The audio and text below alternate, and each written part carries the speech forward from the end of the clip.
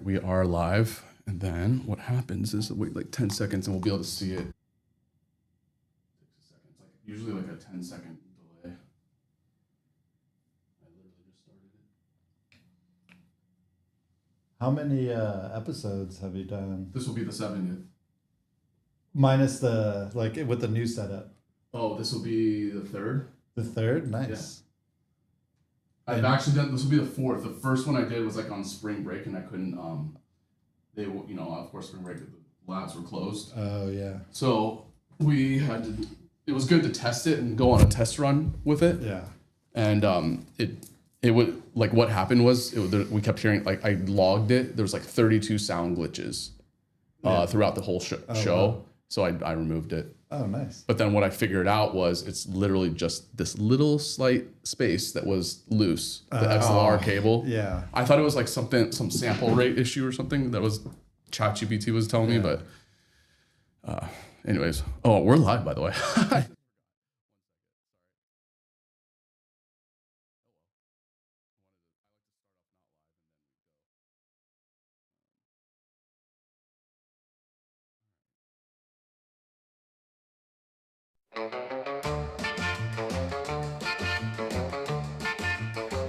Yo, welcome to the Jeffrey Show, where the mics stay hot and the vibes just flow. Nick Crays, Shane Hirschman in the place to go. San Clemente Art Dreams, yeah, now you know, let's go.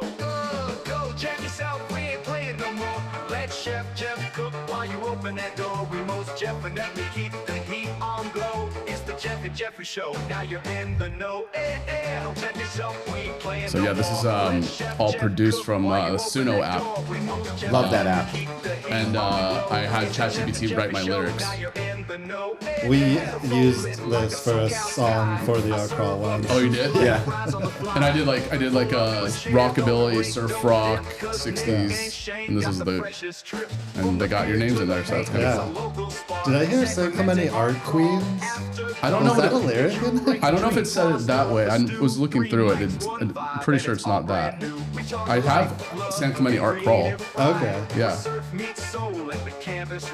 I'm your host, I boast, got a verbal glow. Yeah, I built this wave, now watch it grow. Check yourself, we ain't playing no more. Yeah. Let Chef Jeff cook All right, while let's you turn that open down. door. We most All right, here we are, the Jeffrey Show live on YouTube. Of course, I got my guests here, Nick Crays and Shane Hirschman. Thank you so much for being here. Give you a little applause. Oops, I got to turn this back up. You know, I'm still learning these things as I go here, but here we go. All right, now I can go back to the applause.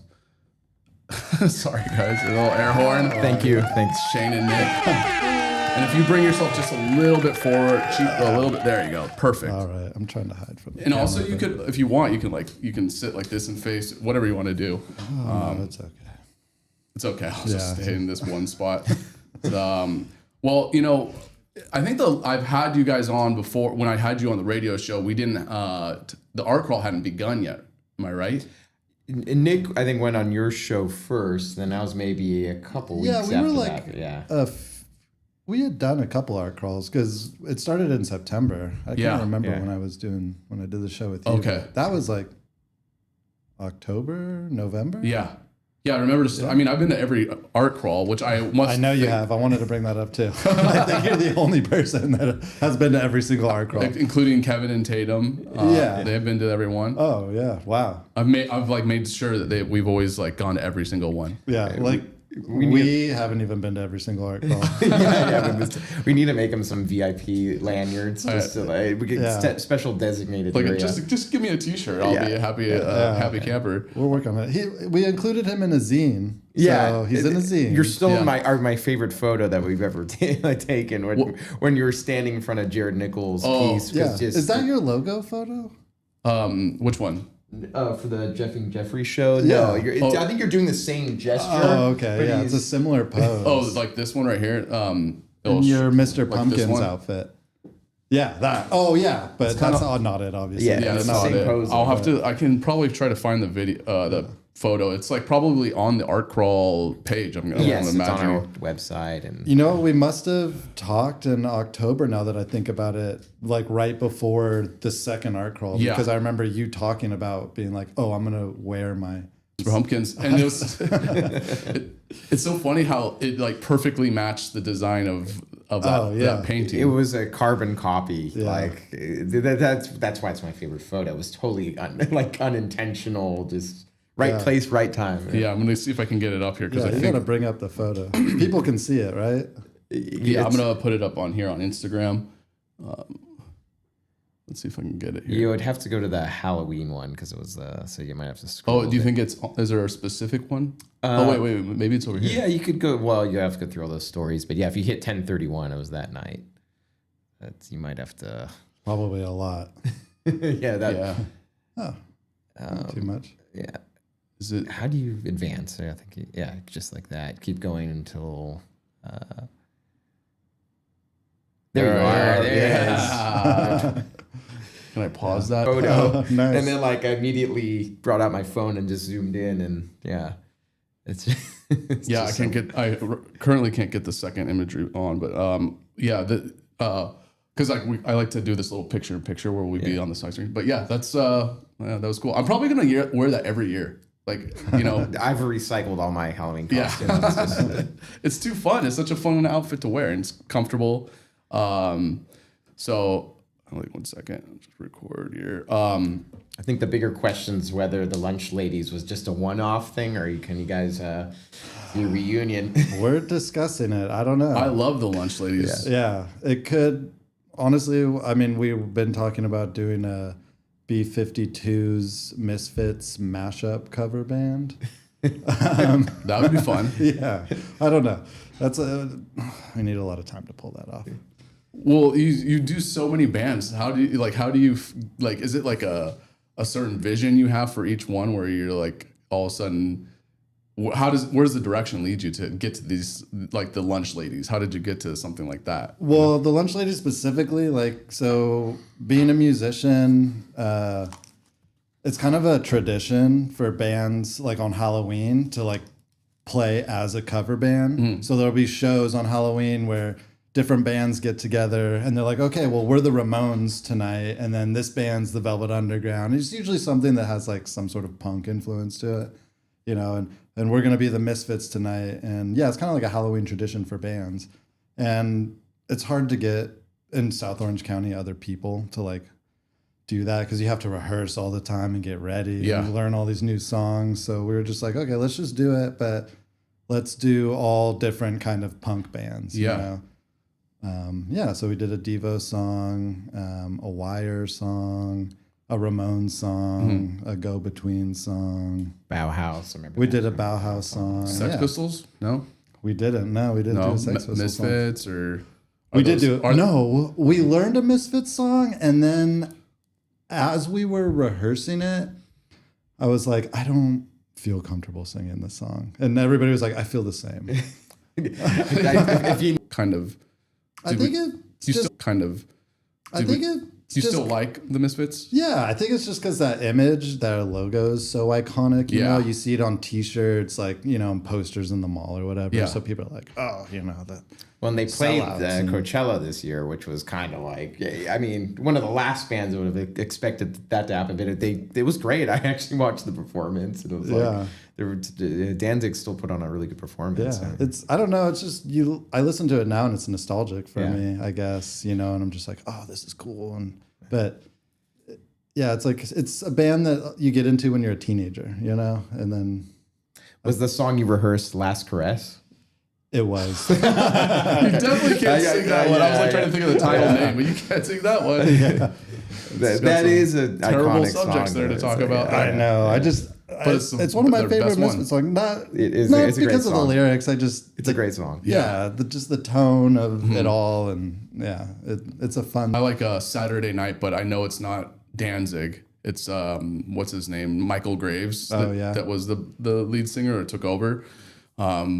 But it's kind of a different feel. Yeah. But it's still a great song though. Yeah. I still like that song. But yeah, Misfits are a fun band. But do you think that they I'm not really saying that they are the Beatles of Misfits, but do you think because they're so cliche in their image that it's because a lot of people will hate Beatles because they're the most popular band ever. Yeah, and those people are dumb.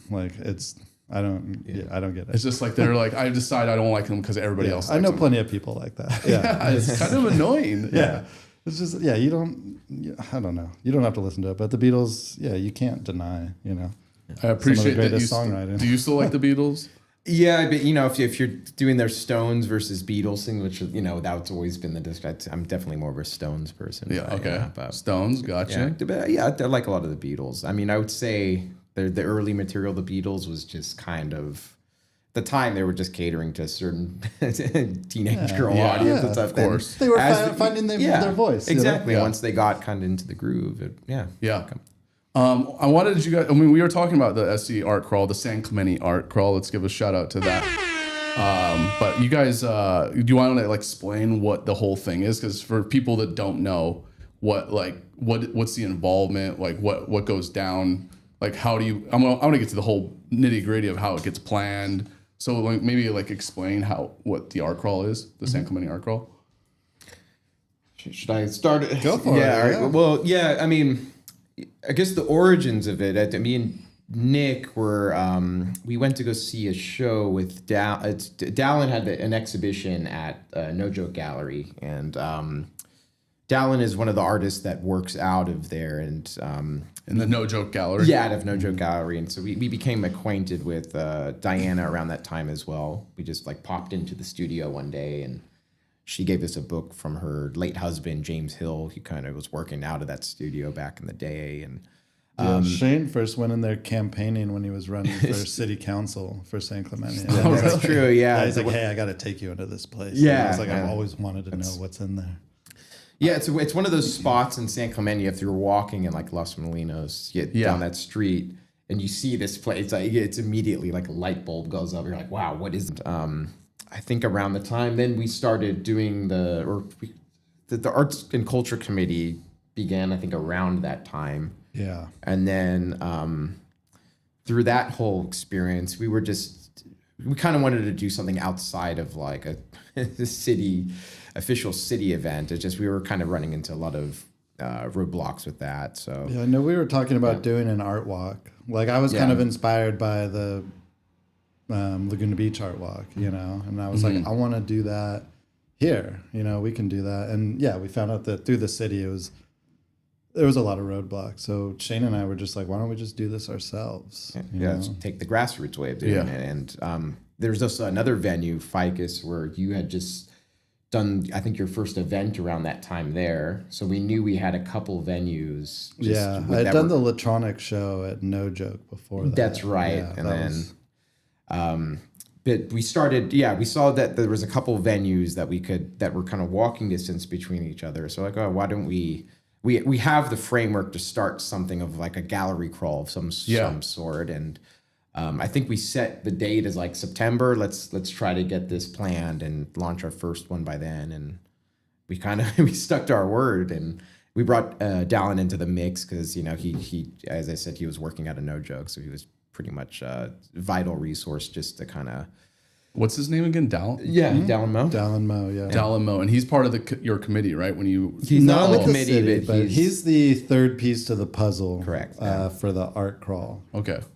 So wait, explain to me these roadblocks, because it's it doesn't seem like it really stopped you. So what are these roadblocks that they're stopping you from? Yeah, it wasn't a really any particularly thing that they wanted to stop us from. It's just, as an arts and culture committee, you can only make recommendations. You're a non-governing committee, so you can't.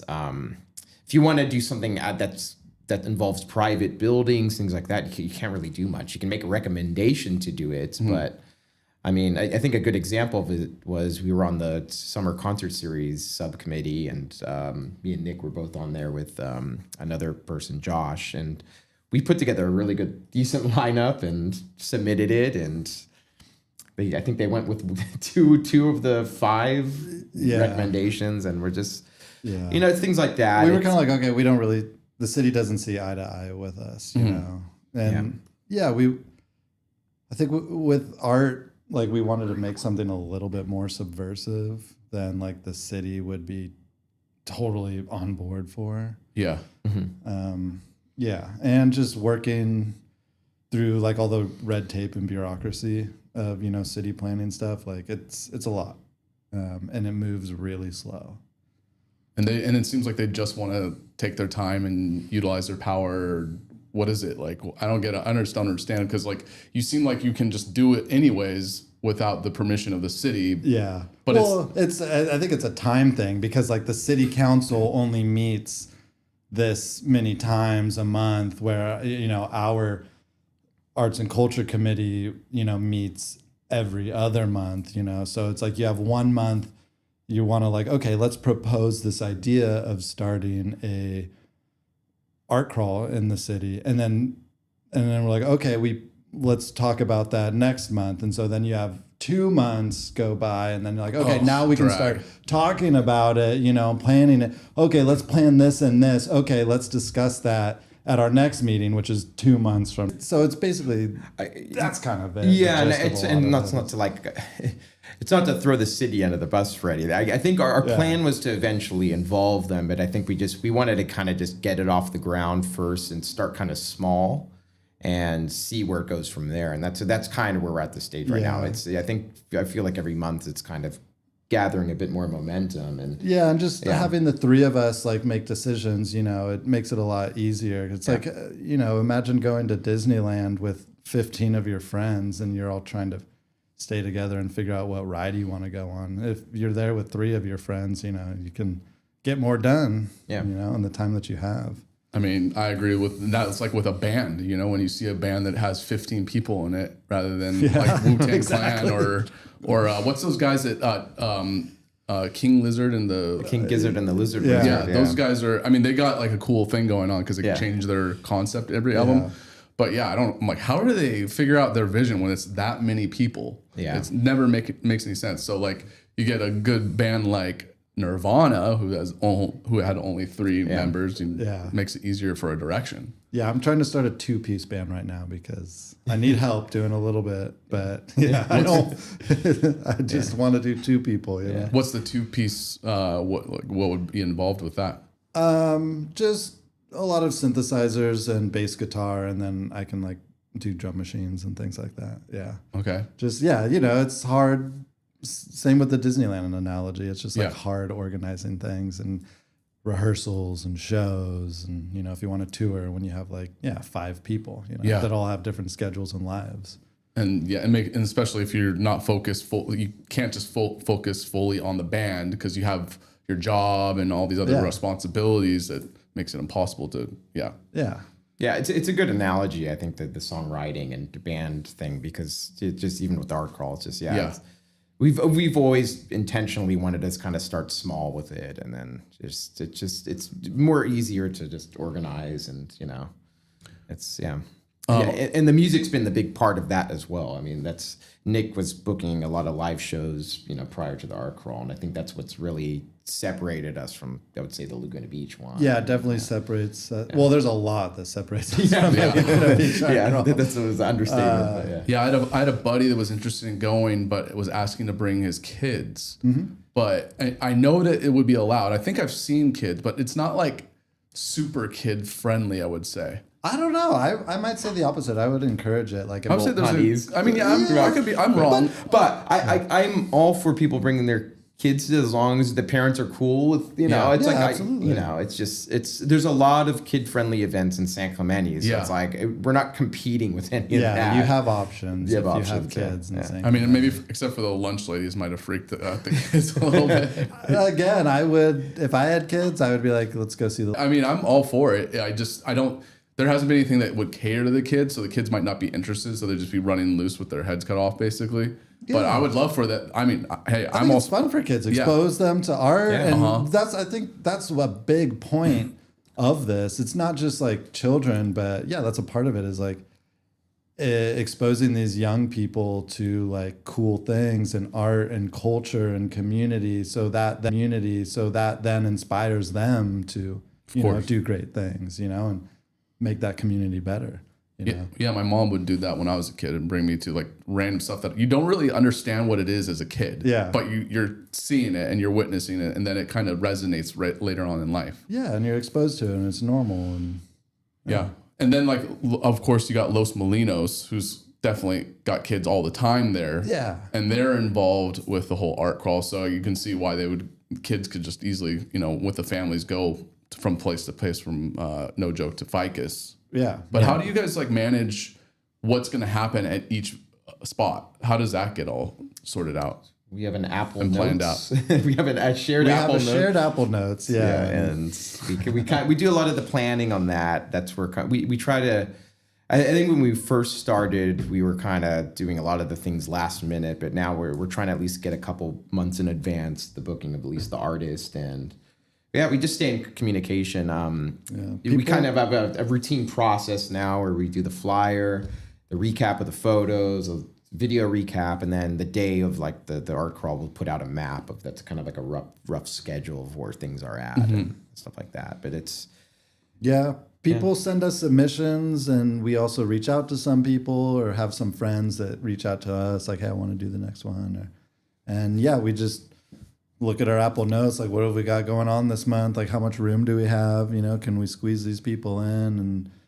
And then the people, and then we confirm them, and when they're easy to work with, and like put me down for this date. And that's just kind of how we do it. And then we throw them in one of the spaces that we think would work best for them. The bands, the same thing. And we're just flying by the seat of our pants the whole time. We're just like, I hope this works. We're just, you can do this here and do this here. And we'll get there early and kind of like direct people, help them hang art. Like I do all the music stuff for the most part. So I'll help the bands, set up the sound and where to play. And then just do your thing. Is there ever like auditions with bands at all, or that? No, I feel like auditions these days are just like, send me your Instagram, Yeah. Like you can see if somebody messages you on Duh. Instagram, you can like see their music, and I for some reason. Sometimes like just the things you just got to not think too much and just take one step closer to doing it.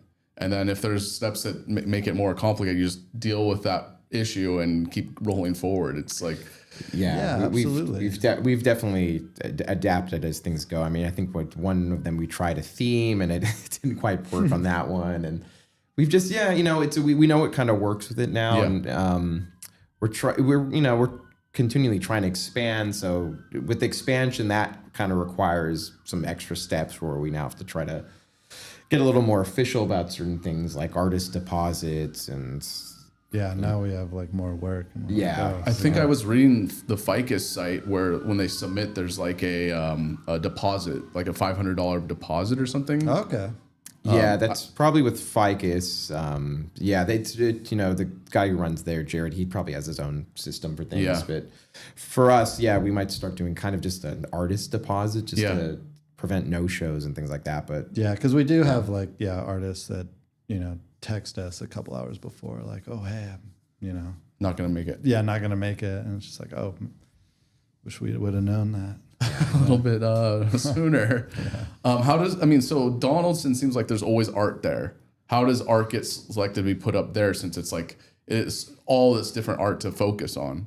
How does that all get selected? Like all the art that's in the actual like workspace. Yeah, sometimes there's just art that's just going to sit there always, but like there's some. Yeah. I guess it gets blended in with the other art. Yeah, well, there's a gallery in the front, and then there's like the studio in the back true. where the artists work at. Yeah, and I think the studios, besides the artists that work in there, is like a lot of just curated pieces from Diana. Obviously, most of it is from James Hill, her late husband, and then a lot of it is like Sophia Hefter-Smith, who's from South Orange County and like a brilliant artist, and Diana loves her stuff too, and so Sophia Hefter-Smith, Hefter-Smith, amazing artist. It's I would say so many of the artists that work out of there are like all sorts of mediums. I mean, you got ceramics, you got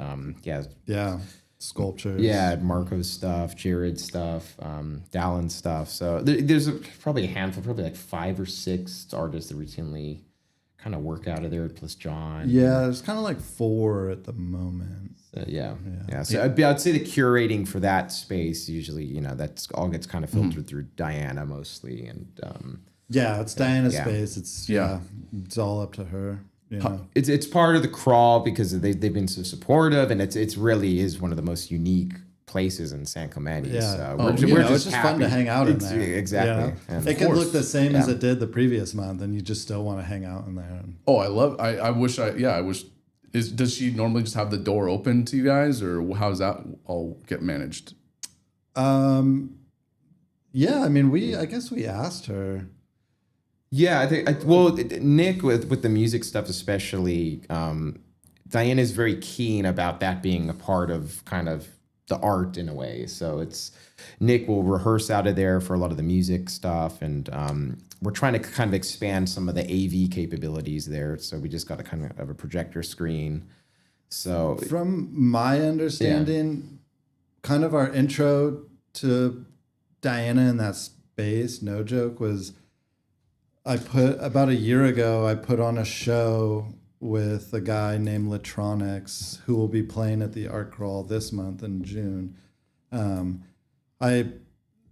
I had set up a show with them at another venue, and they had double booked. So I was like, oh, I need to find another space for this, you know, because this is going to be a good show. Like I can't just cancel this. So I approached Diana after meeting her once and was like, hey, can I have some bands play in here? And it was like kind of back and forth. She was like, well, this isn't really a venue. And I was like, I know, but trust me, like, if you just give me a chance, it'll be cool. Like, and I'll clean up, and, you know, everybody will have a good time.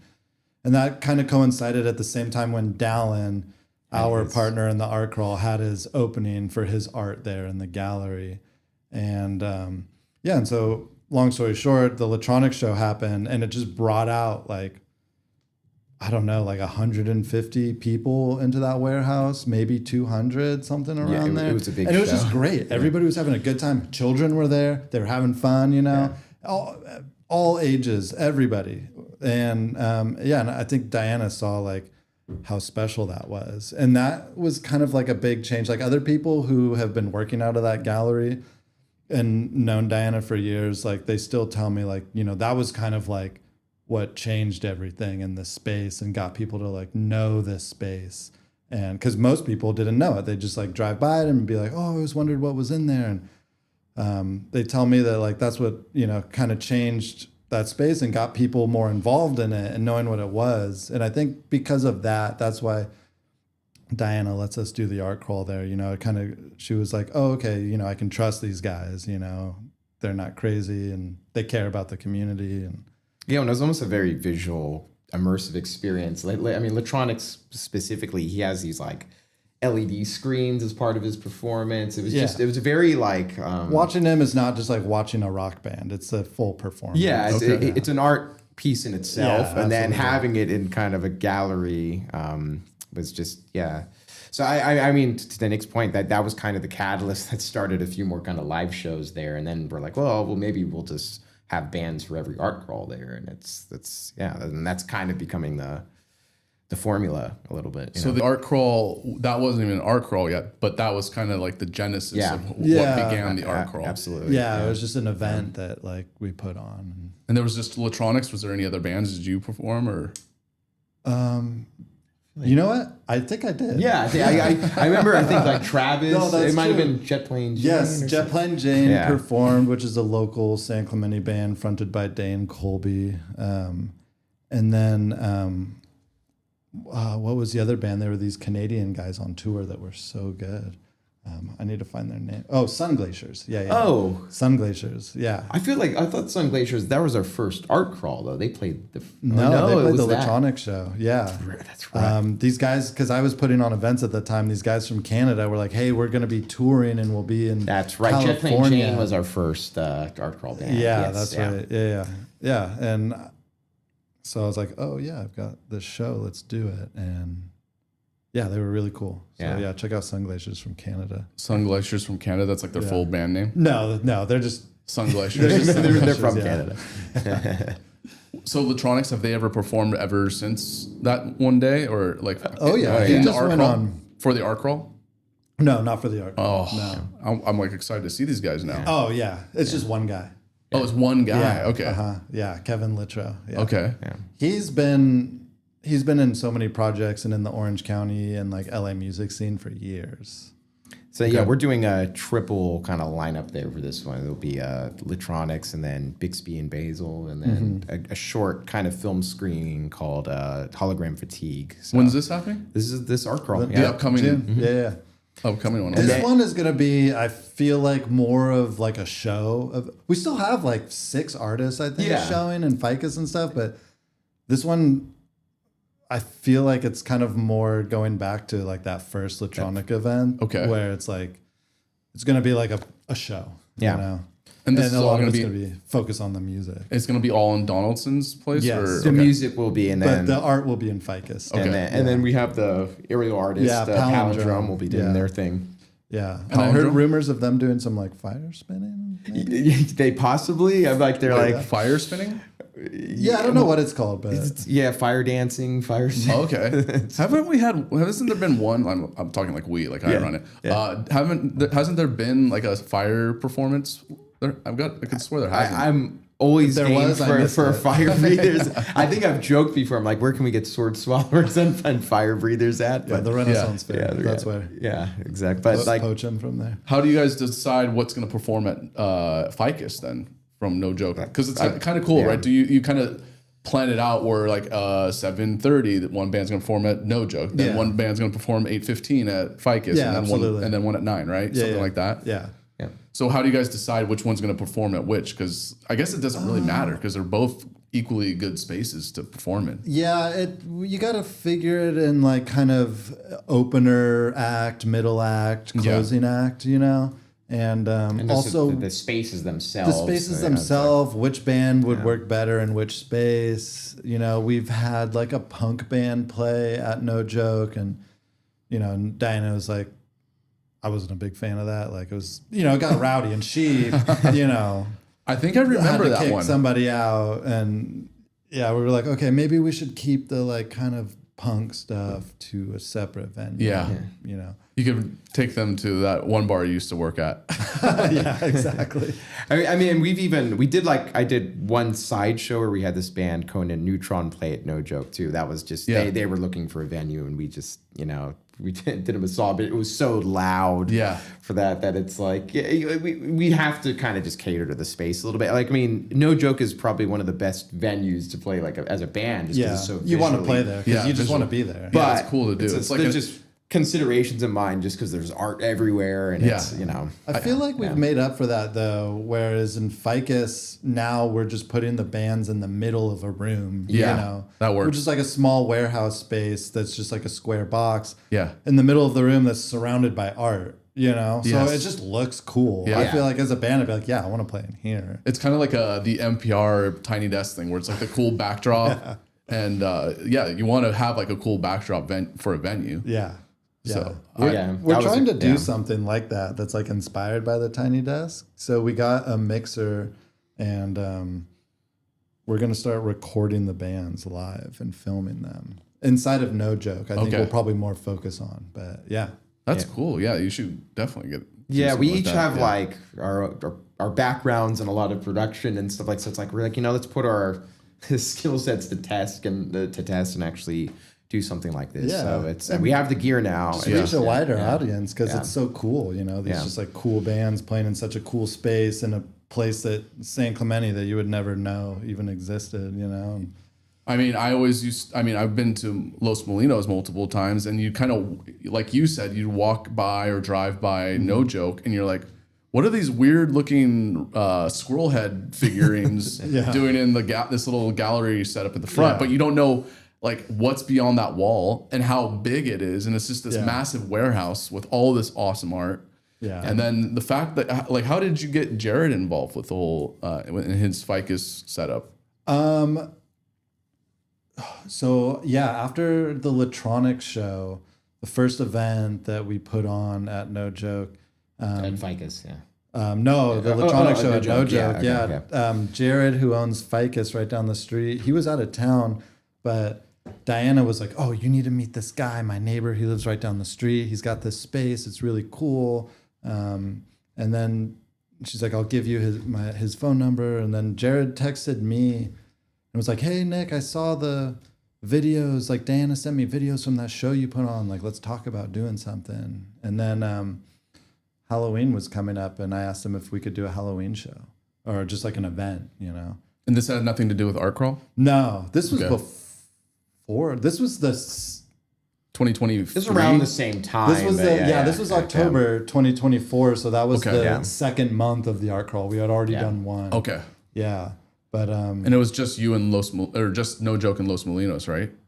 Or was Los Molinos even involved at the time? Well, we had an art crawl for that month, but there was just a one-off kind of show that you were doing at Ficus for Halloween. yeah, I did. I just did a Halloween event. Yeah, It was like a few days before. Yeah. yeah. Actually, so last October, Halloween fell on the last Thursday Yeah. of the month, so that's when we had our Art Crawl. Yeah. The like Friday or Saturday before that Thursday. That's when I had the Halloween party. Yeah, I Kevin had, was like, there. Insane like goth makeup on. Yeah, I and forget PJ his- did too. Yeah. Oh, PJ did too. Yeah. Yeah. Yeah, everybody, I remember that. And then I was, of course, David Pumpkins. And at the time we weren't. Our trial had just gotten off the ground. It was only the second month, so we didn't really quite know how that was going to be kind of structured. So that's why there was a lot of events going on. We're like, let's see what kind of works here and there, and I think that show itself informed some decisions for our crawl. Just doing events in general. Yeah. Just figure it out what works. It's kind of keep the ball rolling situation. Honestly, keep the ball rolling. Like it's gonna happen whether we do anything or not. Basically, like we kind of just communicate with the artists and musicians, and they show up and they do their thing. Yeah. And it just happens. And every month, I'm just like, how did that happen? Yeah, and everyone's been so unique. I mean, it's just like we've just been lucky that I think all forms and mediums of art have kind of been on. Yeah, we've been display. really lucky, and just how everything's just like worked out in our favor, and not really many roadblocks. Like some here and there. We're like, oh, this artist didn't show up, but it's just like, oh yeah, whatever. Nobody even knows, like No one's going to notice either way. They don't know or care. So Yeah. and it just happens like without a hitch, like every time. Yeah. I think it's a testament just to the talent that is down here in South Orange County. It's very and the dedication. Yeah, and it's like we both moved from LA, and it's well, you too as well, Jeff. But like it's just there, it just gets diluted. There's so much stuff happening all the time, and then you kind of move down here, and you just realize like, wow, there's there's some really great art and stuff, and it's just untapped. People are looking for venues to do this, and I mean, you're doing like a slow build of a community that hasn't been really touched yet until it started in October, September, right? And how many art crawls are you at now? Is this gonna be like the 10th? This will be the 10th. Yeah. 10, Yeah. 10 So it's of them. been 9 so far. And there's no like stopping in sight. This is like we're gonna keep this going as long as we possibly can. Yeah. I mean, absolutely. Yeah. I mean, How did Los Molinos get involved? Did like so you got Miss Donaldson involved? She was interested. How did Los Molinos get involved? I don't know. yeah, that was. They just invited themselves. I think we definitely No, reached no, out no. to We them, definitely but- reached out to them. Yeah. I think it was probably the first one when we knew we had Ficus and No Joke. We're like I think for the first one we really tried to make it a crawl across the whole. Yeah, actually, yeah. So we had a contact. We at Las reached Molinas, out to a lot of businesses in that neighborhood. Yeah. Because we wanted we wanted like a traditional art ideally, walk in a way. 10, of course. 10 businesses 10, involved, in the first one. So do I. Yeah. And then, we kind of had a couple other businesses that were involved in Down throughout the first 2 to 3 months, but it just didn't really happen organically like it did with the 3 that we had to work with And right it's also now. bear in mind it's just a few of us running. We just don't Yeah. have the time to really nurture a lot of these other venues. We're spread so thin each night when we're doing it. Yeah, that there's it's- 3 of us, and then there's 3 venues. Yeah. And we kind of we need can't to be in 6 different places. Yeah. at helping once. run the whole Yeah. thing the entire time. And Is there you want to expand though, which I would love to see. Is there any other spaces that are on that list that we would like? What about that thing that we went to last Friday? Were you there? I don't know if you. Oh were. yeah, at Basham. Basham, Yeah. So I mean, It might all be a those. little bit- Every single place would say on Las Molinas is on the table. It just it just has to work in a way where, you know, where we can just manage it. And that's kind of the tricky thing. I think just the night of it, it's really hard to. I mean, the way that it's worked out so far with the locations, it kind of works really well and like ideally, because if you add a fourth location at this point, I mean, I'd like to eventually, but like right now, it's like everybody's so used to like the 3 spaces that we have, like a little triangle. And I feel like sometimes even walking between those 3 can be a little tedious for some people, you know. And then like adding a fourth one that's like, oh, well, it's around the corner, you know. It might not get enough traction, you know. Yeah. What about those guys that it's like a small little spot. It's like not a tattoo shop, or am I wrong? PCH sheet metal. It's like almost like across the street from Los Molinos, like directly across. Oh, and I've seen them hang out like Allswell Surf. It's like a small little surf shop. I think so. Yeah. There's also the S&J upholstery place. It's like you go up a little staircase, like a small staircase. I think I'm getting this wrong. Oh, I think that's Tiger Woods' spot. Like Tiger Woods, the golfer. Yeah, he opened a business on their Sunday Red. What is that? Yeah, it's a clothing brand, right? Clothing. Yeah. Okay. Yeah. There was a tattoo space. Yeah, right Ethereal. They must have closed down. Ethereal. They moved. Yeah. Okay. So that's vacant now. I mean, if there was an expansion kind of opportunity, it would have to be just very close to these 3. Of course. And it's ideally it would be our own. You know, we would open our own space. Our headquarters. Yeah, exactly. Like take over that parking lot. That one that we'll hopefully have a roof over it as well. That's true. I mean, if it could get to the point where people are buying tickets, you know, like do you ever see that kind of the thing happening in the future where it's like there's a demand for it and there's like a pass you need to have entry to all these places? Yeah, we've talked about it, but like maybe doing separate events that are art crawl related. Yeah. You know, that could, you know, we could do tickets for. Yeah. But we just like taking this approach where, you know, everything's inclusive and free, you know, and open. I mean, with the art crawl especially. Yeah. Definitely with art, like I feel like it kind of should. I'm not saying it should be you should be charging. But I was just kind of curious, like, if this could get to a bigger thing.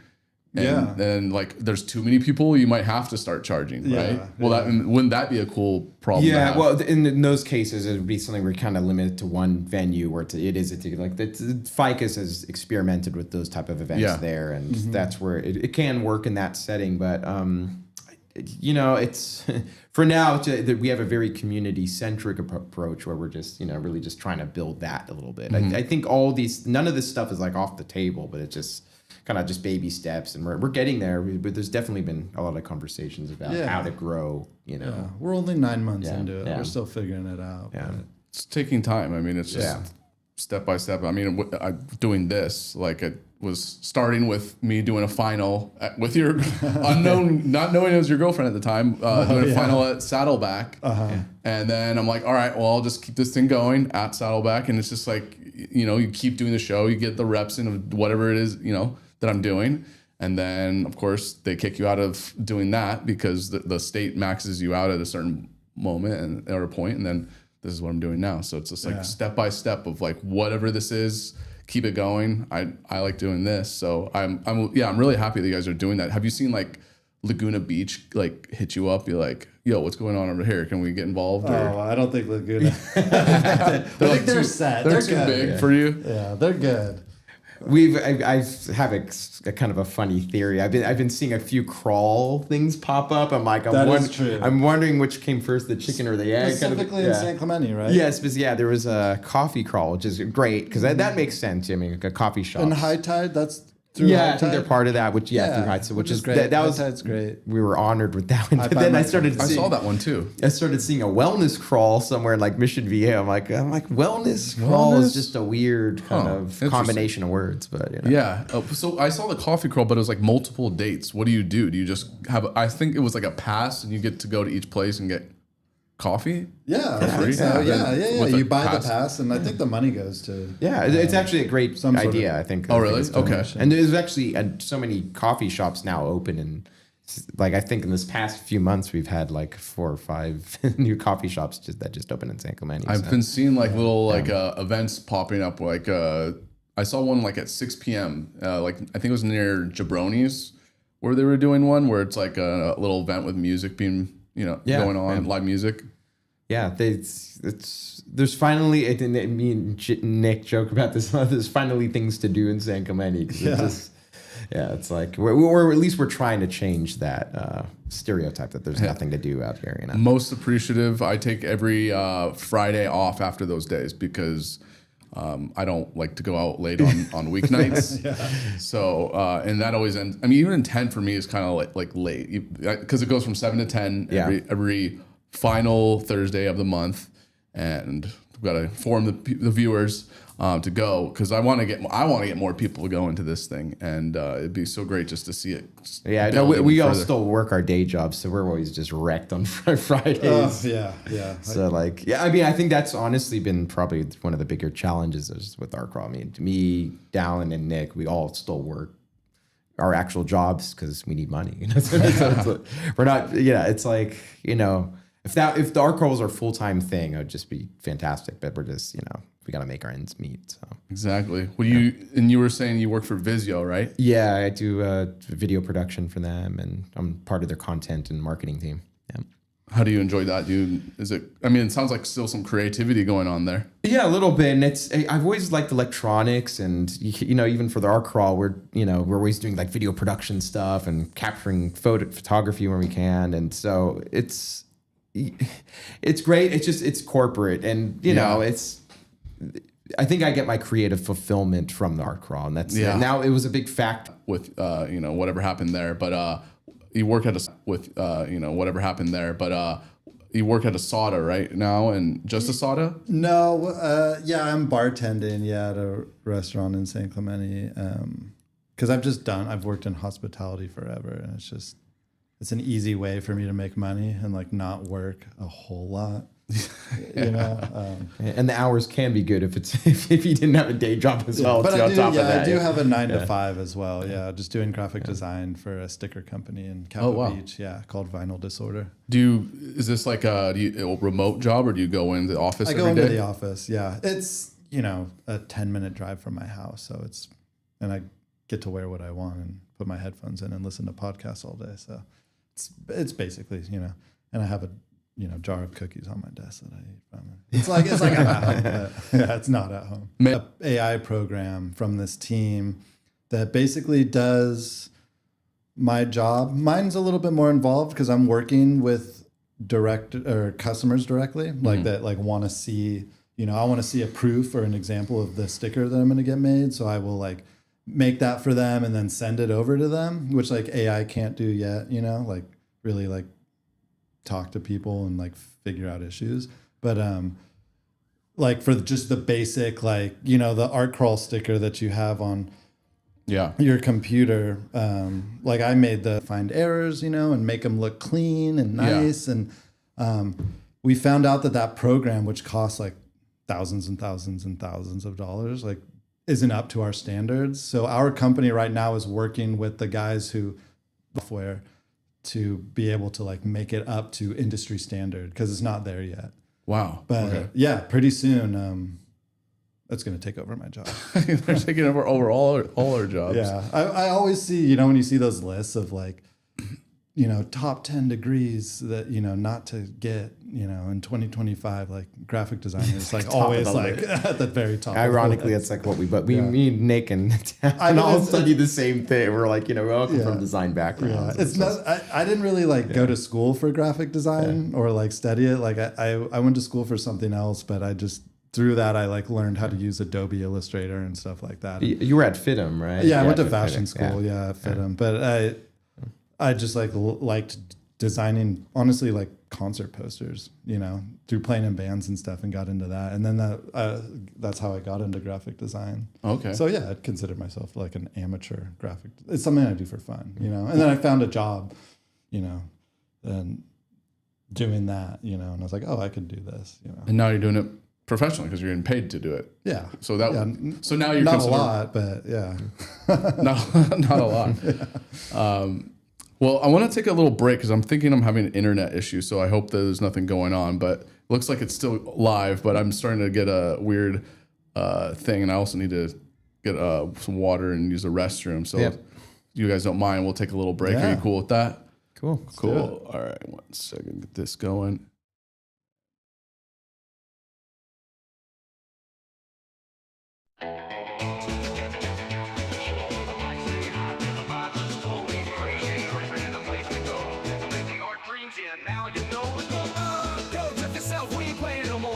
Jeff Cook, while you open the door, we most Jeff and they keep the heat on glow. It's the Jeff and Jeffrey Show, now you're in the know. Hey, go Jeff, so we ain't playing no more. That's Jeff Cook, while you open the door, we most definitely keep the heat on glow. It's the Jeff and Jeffrey Show, now you're in the know. Hey, microphone lit like a SoCal sky. I serve up truth like flies on the fly.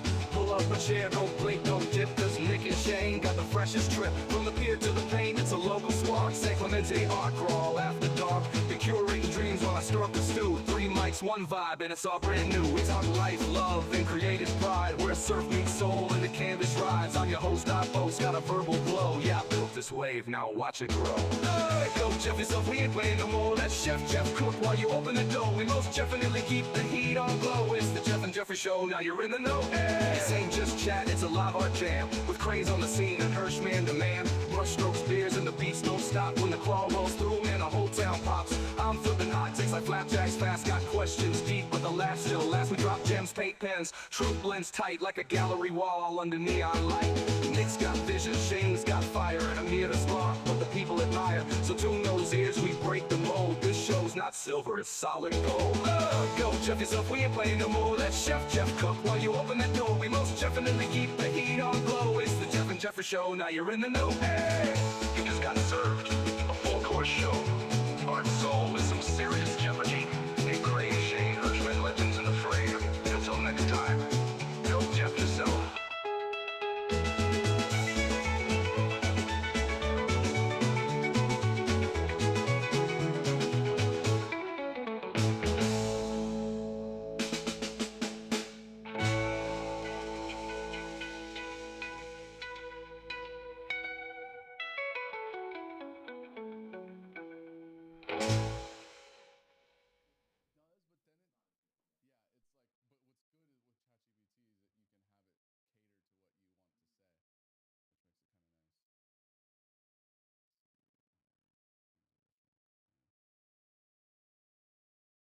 Oh wow, is that a moose? What a majestic animal. I better get very close to it for a nice selfie.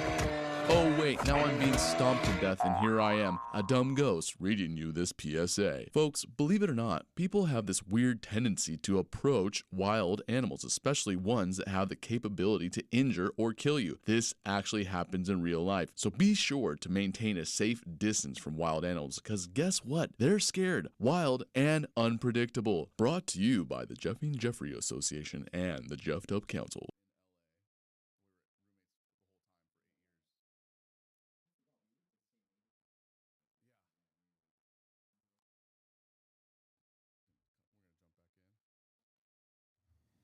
See, you're number 2, right? And we are back. Yeah, I don't know what's going on with my second screen. It's kind of weird that what I'm gonna do is really quick. You get to see this in real time. Mistakes have been made, and I'm gonna put in a second screen.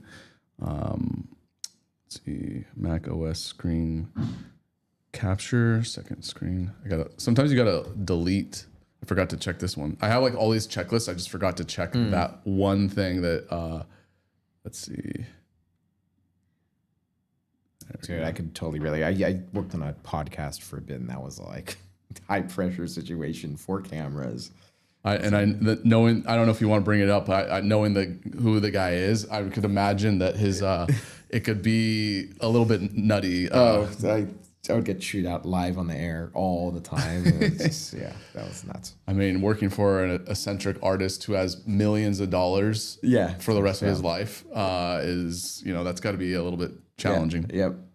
But I happen to be a fan of his, but I don't know, like, personally hanging out, I don't know if he would be, I don't know what he'd be like. It might be a little bit crazy.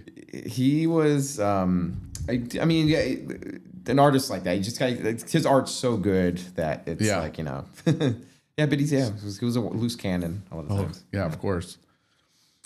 All right, we are back. So we already started up. We're just we're back into it. Sorry, I got to get you on. There we go. Cool. What was I going to talk about? I forgot what I was going to, James Hill, who like where if I was to look him up as an artist, how could we get him up on here just so we can kind of take a gander at his art? He's probably through just Google. He would probably go James Hill artist. Nah, I don't know if it's that one. James Hill, the third photo. This one? Yeah, that's the book that that she gave us. Maybe we can get something. I'd just like to see what it. And he had a great. I mean, him and Diana lived in New York for a bit. So during that time, I think he did some exhibitions at the Whitney, and there was a lot of. So art gallery. Yeah, there you go. Now you're seeing. So that's where they're from is New York. They're not. He's originally from Texas. Okay. And then I don't know where Diana was originally from, but they just lived in New York for a bit and then relocated to San Clemente at some point. Oh wow, this is kind of interesting. Let me make sure that we have this picture-in-picture going on. 1 second here. Okay. We'll expand this. So for those watching, it's like you can imagine going into a gallery where you're just seeing this stuff and you're like. You're like, what is this? So those are incredible. He used to, I think he would screen print those, and he would put them up on light poles throughout San Clemente. Yeah, and they were taken from some subtitles of just like random films that he would happen to be watching or was a fan of. And I think a lot of people have taken them down and kept them as souvenirs, but there's still a lot of them that exist. That's him. Yeah. That's the likeness that I want to know with the spotted face. With the antlers. And so Nick actually reprinted some of those pieces as stickers. Yeah, we made them into stickers. Yeah, Diana's request. How old is he when he passed? You know? I don't know. Yeah, not sure. I'm bummed I never got to meet him because he's been such a like influential figure, I'd say, for San Clemente. I mean, it's just the fact that there's this gallery that exists and that so many young artists are actually working out of. I mean, and this is all his art. I guess it would be under. Yeah, that's I read a little bit through the book, and they talk about when he first met Marco. You know, he still works out of there. And and Marco too is like a brilliant artist, and I think that's what's great about the art crawl is that none of us. 99% of us that live in South Orange County don't even know that these people exist or existed, and it's tragic. It's tragic that people don't know. I mean, this is your job now to get the word out. Art circles, but just to the random passerbys in San Clemente, probably not. And that's where it counts. I mean, I didn't. I grew up down here, and I didn't know. Do you do any other than music or? With your graphic design, do you have any art of your own that you do? Have you ever explored that? I think both of us, yes. Yeah, I mean, I do a little bit of collage art and digital collages as well. Some video art, I think, for the last art crawl, Diana and Marco made this really cool boulder, like this huge rock. Okay. I think I remember that. Yeah. And so Diana was mentioning to me, she's like, oh, I've always wanted to get some projections on, in the front gallery on something. So I'm like, I took a look at the rock. I'm like, yeah, it looks pretty big. I think I could try to get some videos on there. And like, I haven't made any new videos in a while, but I'm like, yeah, I can get some of my old content and then map it to the rock. And sure enough, that's what I did. And it came out really cool. It was like a 20-minute looped video just on this rock, and so you would walk in, and I loved it. Yeah, that was great. Yeah, I do a lot of graphic design. I mean, first and foremost, I'm a musician, but besides that, it's like design. Graphic design. It's a lot of digital art, but I'm sure Shane can attest to this. Most of it, I try to make it look like it comes from like an old Xerox machine from the 80s, and I try to make it look as not digital as I can. But yeah, it's still graphic design. And that's where it's been kind of cool with us three is like we all actually share a lot of the same aesthetic. Like we're into a lot of the same art and stuff. And so when it comes to, creating these flyers and all that stuff, it's like we're all unanimous with them pretty. Like it's like they all, like Nick's flyers have been really cool. And it's just like, it has an edge to it. It's gritty. I think we draw a lot of the same inspirations. And I know even musically, it's like whatever Nick's usually playing when he's DJing, I'm like, oh yeah, this is like my iPod. Like, I think that's how Shane and I became friends too. Is like me DJing a lot and us hanging out and like just talking about music. Oh, is that how? Yeah, I was going to ask you, how did you become friends? Where were you hanging out normally that you bumped into each other? Well, it's a whole story. Yeah, it's the listeners. Yeah, I ran for city council in 2022, and through that, like a lot of similar to Nick, a lot of my campaign materials for that was inspired by punk rock album covers and stuff like that. So I'm like, well, let me reappropriate some of these album covers and the campaign posters that you see that they like put up all around town. Yeah, the yard signs. Just like the yard signs. Yeah. He had a bunch that were based off of just like classic famous albums. There was but it was like vote for Shane Hirschman for city council. Yeah. One of them was a Motorhead one. There was a Joy Division one. I have that one on my Adolescence, refrigerator at home. Yeah. Do you have any of these images we can see online by chance? Yeah, I think I put them on my website if you go to shane.studio. But the Devo one was the one that started it all. Yeah, so someone saw the Devo one. Well, actually, like Tony Hawk. Tony Hawk saw the Devo one. And reposted it to Instagram. Tagging like Devo and Mark Mothersbaugh. Yeah, and then... around when that happened, one of Nick's mutual friends like sent me a flyer for the show he was putting on at a local bar. Well, at the same time, a mutual friend from LA that we had both known, and at this time Shane and I didn't know each other yet, but sent me one of the posters being like, or Devo had like reposted like one of Shane's. No way. Yeah. One of his things, one of his yard signs. Yeah, and it's like, hey, do you know this guy? He lives in San Clemente. Like, he's running for city council. Like, I know him. We were friends, and I was like, oh, cool. So I started like following him. Yeah, that's Shane for say those that have. If you click on that has the posters in there. Yeah. Yeah, and then we had connected. Yeah, there it is. Yeah, the Are We Not Men cover, and. That does look like you for sure. Your eyes for sure. The photoshopping on that one's so bad, but the funny thing is, if you see the original album cover, it's like it's kind of drawn not to like it's the drawing on it's kind of wonky too. Yeah. So I'm like, whatever. It looks kind of amateur, but it's like. But like the original is not like it's what I appropriate. So, but anyways, it was Halloween. And talking about doing Halloween cover shows, that Halloween I was playing in a Devo cover band. So I'm like, and Halloween always falls right before the election day. It's like, so I'm like, this is like a perfect campaign stop. I'll go to this bar in San Clemente. So I think Shane hit me up and was like, hey, can I do a last like meet and greet with, constituents, and talk about, whatever. And just get the word out. Yeah, and bring some flyers to the show. And I was like, hell yeah, man, let's do it. So I think we just met there. And then, so that was my first time meeting Nick. And then through that event then we realized we actually had a lot of mutual friends up in LA. Yeah. In the music scene up there, and it was just like, oh, and then as fate would have it, turns out he lives across the street from me too. So it was just like, we went to hang out one day. And we're like, okay, cool. I'm walking outside of my apartment, and we were on the phone, and we like look at each other across the street. We're like, oh, are you like just around the corner from like where Kevin and Tatum live? Yes, that's right. Are you both still there? Yeah, nice. You get to live close. It's a great place in San Clemente because we're just walking distance to the beach, so it's like that's. Yeah.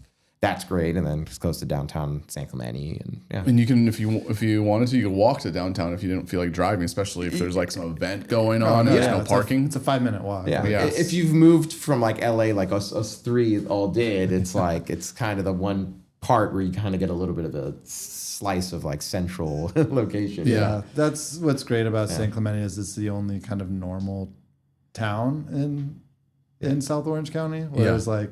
There are things in walking distance, and I love having everything walking distance. If I could eliminate driving completely, I would. Yeah, except like I don't want to live in a big city ever again. Same. It's it's like a good compromise. Yeah. Where were you in LA? Because he said he like lived like we were both in West Hollywood. Okay, Where were you? I'm mostly in Echo Park. Okay. And for a little bit, I lived in like East LA, Montebello. Okay. Mm-hmm. Yeah, I loved going over to East LA. I mean, especially because Daughters was over there. But there's like some cool restaurants and venues that I would go there. Was the Echoplex? Yeah. I worked for the Echo and the Echoplex for a couple of years. That was a fun venue. I Yeah. really enjoyed it. I didn't know that. Were you what role were you doing? I was a bouncer. What you were? Okay. Yeah. See, that's the funny thing. I was It's like kicking out drunks every Friday. I Saturday probably night. for sure ran into Nick all the time in LA, and we just didn't know each we were other. definitely at the same shows. Same show. Yeah, absolutely. Like we've talked about it a bit. It's like his band, Drinking Flowers, at the time. Like they for sure played with, they played with my friends' bands, and like I for sure saw them several times. I just it just never made the connection until Yeah, LA was a lot of fun. We'll have a lot of fun memories out there. But I'm glad that I am not there now, and glad I wasn't there during the crazy pandemic or now even. But I love LA. But yeah, I just like living somewhere where it's quiet and. Yeah, it's nice from a distance, and it's really, I think St. Clemente. You can go there anytime. Yeah. I still go and play shows there, Oh, you once do? a month. Yeah, Okay. and, where do you usually go and play shows? Oh, all over. I mean, I think last time I was there, I played at Gold Diggers. Harvard and Stone. I went to Harvard that and one. I loved Stone. Harvard and Stone. That was like one of Yeah. our regular spots. Yeah. Back in like the later 2000s, that was one of the venues that would like host a lot of the local bands a lot. I think it's a little different now, but that was like a regular spot. Oh, back in yeah. the day. Whereas like the Echo and the Echoplex, and then Harvard and Stone was like the big one too. Oh, so fun. Yeah. And did you ever get to perform while the burlesque dancers danced? Yeah, they were always trying to kick us out early so they could have their burlesque shows. Well, sometimes like they would have both of them go at the same time. Oh, Like yeah. the band would perform and the burlesque would go at the same time. They never got to do that? Or you No, never got to do I that? don't think we were really burlesque music, Okay. And of course, you got Jumbo's Clown Room just around the corner from there. That's true. Famous Jumbo's Clown Room. Yeah. Definitely never been to Jumbo's Clown Room. Just putting that on the Never, record. Never been there, nor have I. Yeah. They had really good Thai food just around the other corner there. Well, you have Crispy Pork Gang or you have Thai Patio, and it depends on what side you're on. Yeah. I used to get in arguments with my friends all the time. It's either of you. There was a venue near that back in the day too called Safari Sam's. Did you ever go to that place? No. Okay, yeah, it was.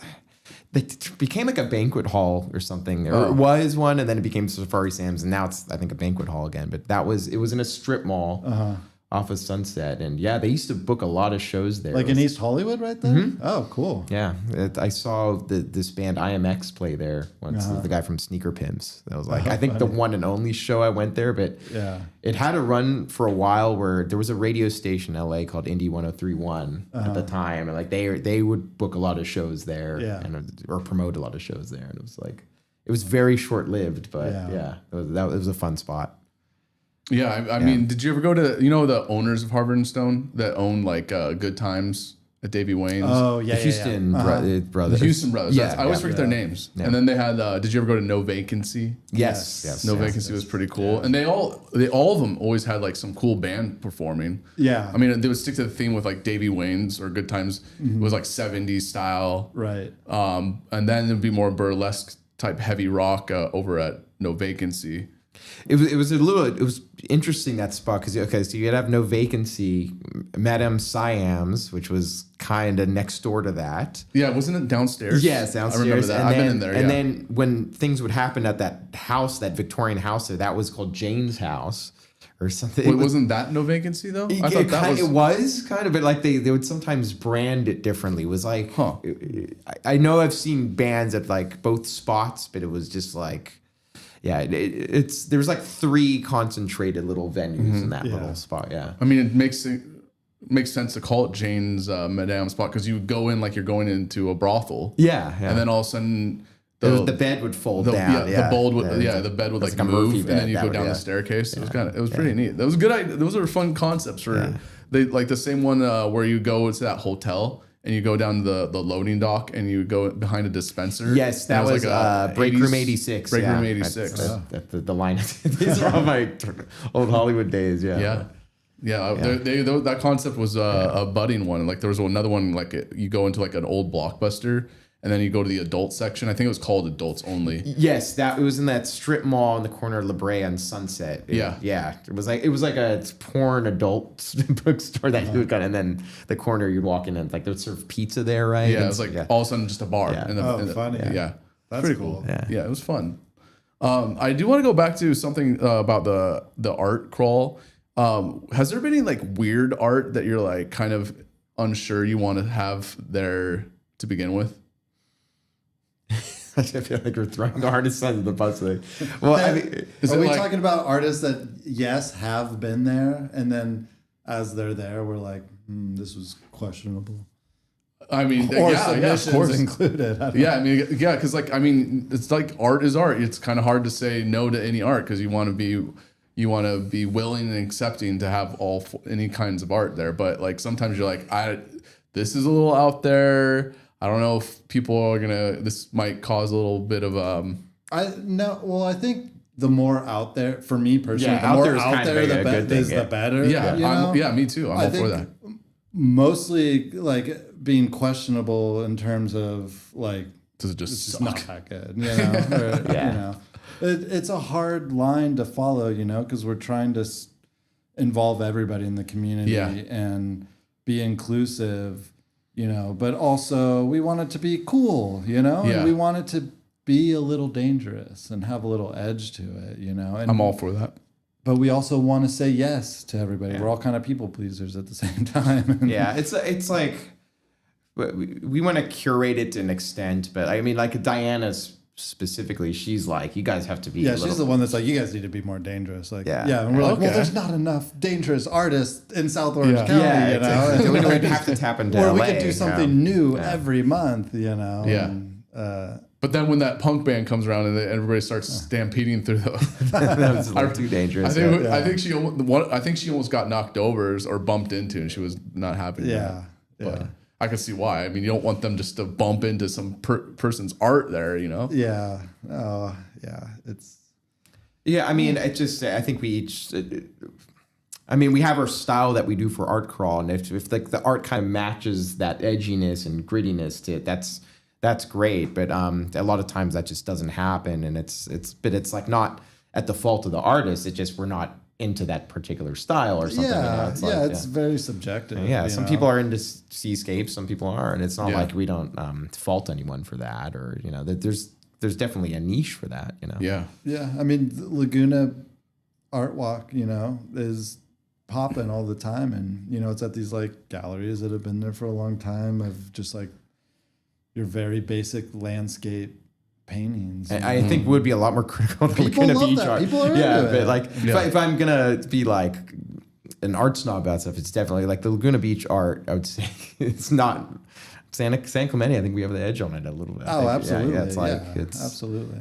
just Laguna Beach. Yeah. It's like But, you would walk that. Yeah, we have people that Yeah. do kind of that sort of stuff, Yeah, and they're you know, so talented, and a lot of people really enjoy that, and they're like happy to see it. And I get a lot of like positive feedback on if I won't like something, like I feel like I'll get a lot of positive feedback on like that artist being like, this is so good. I'm like, really? Oh, okay, cool.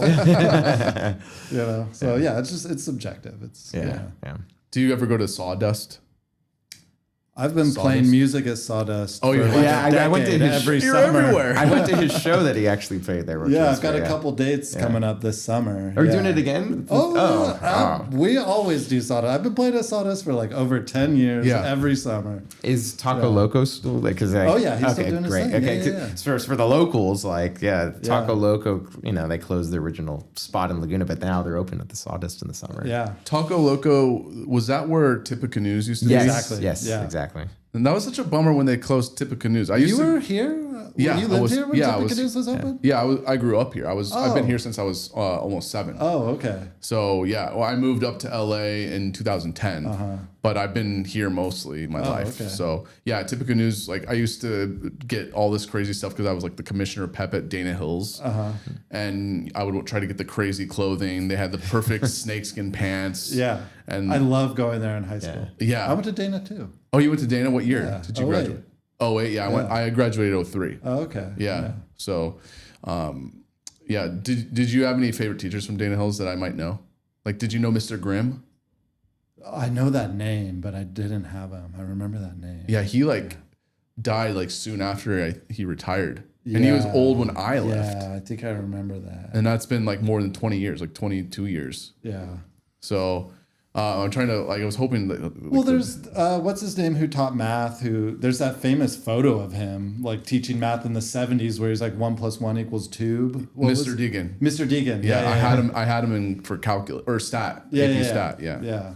No reason ever. I had no reason to be taking that class. I got a C or something like that.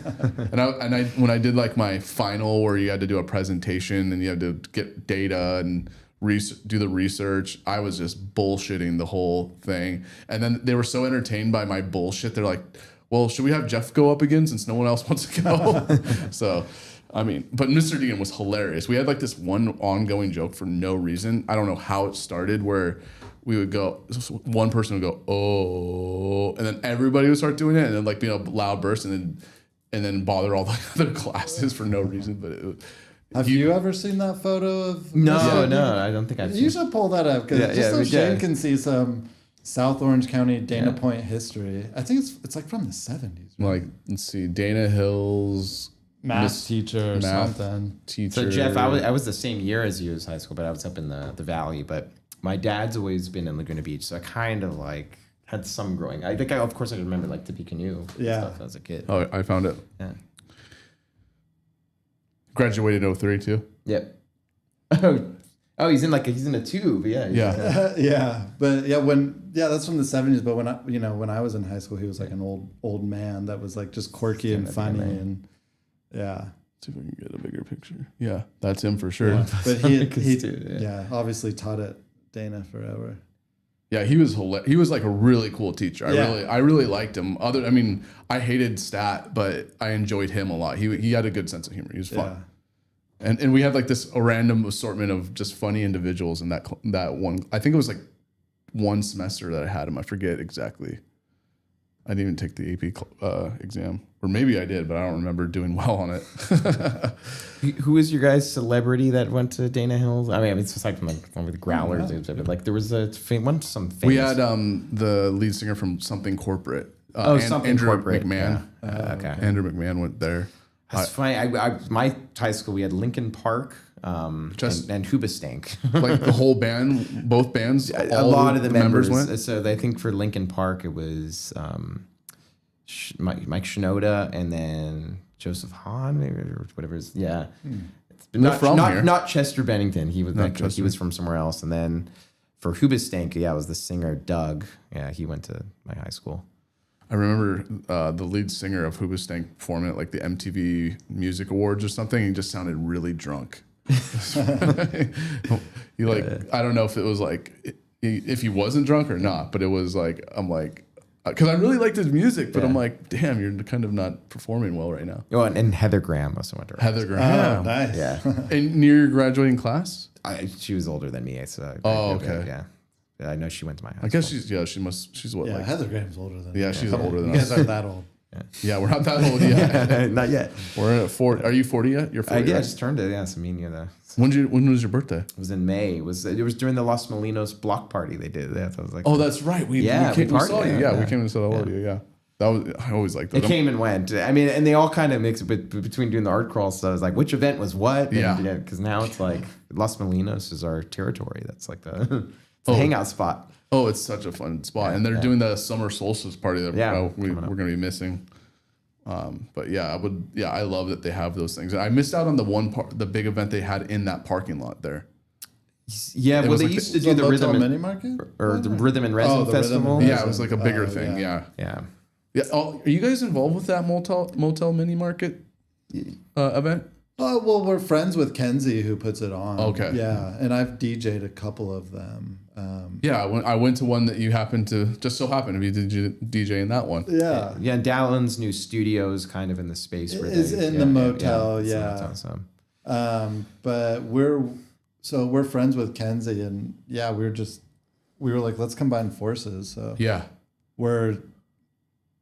I think we're planning for August, I mean, this might be, Yeah, we're still in the planning stages. But but combining forces of Art Crawl and Motel Mini Market.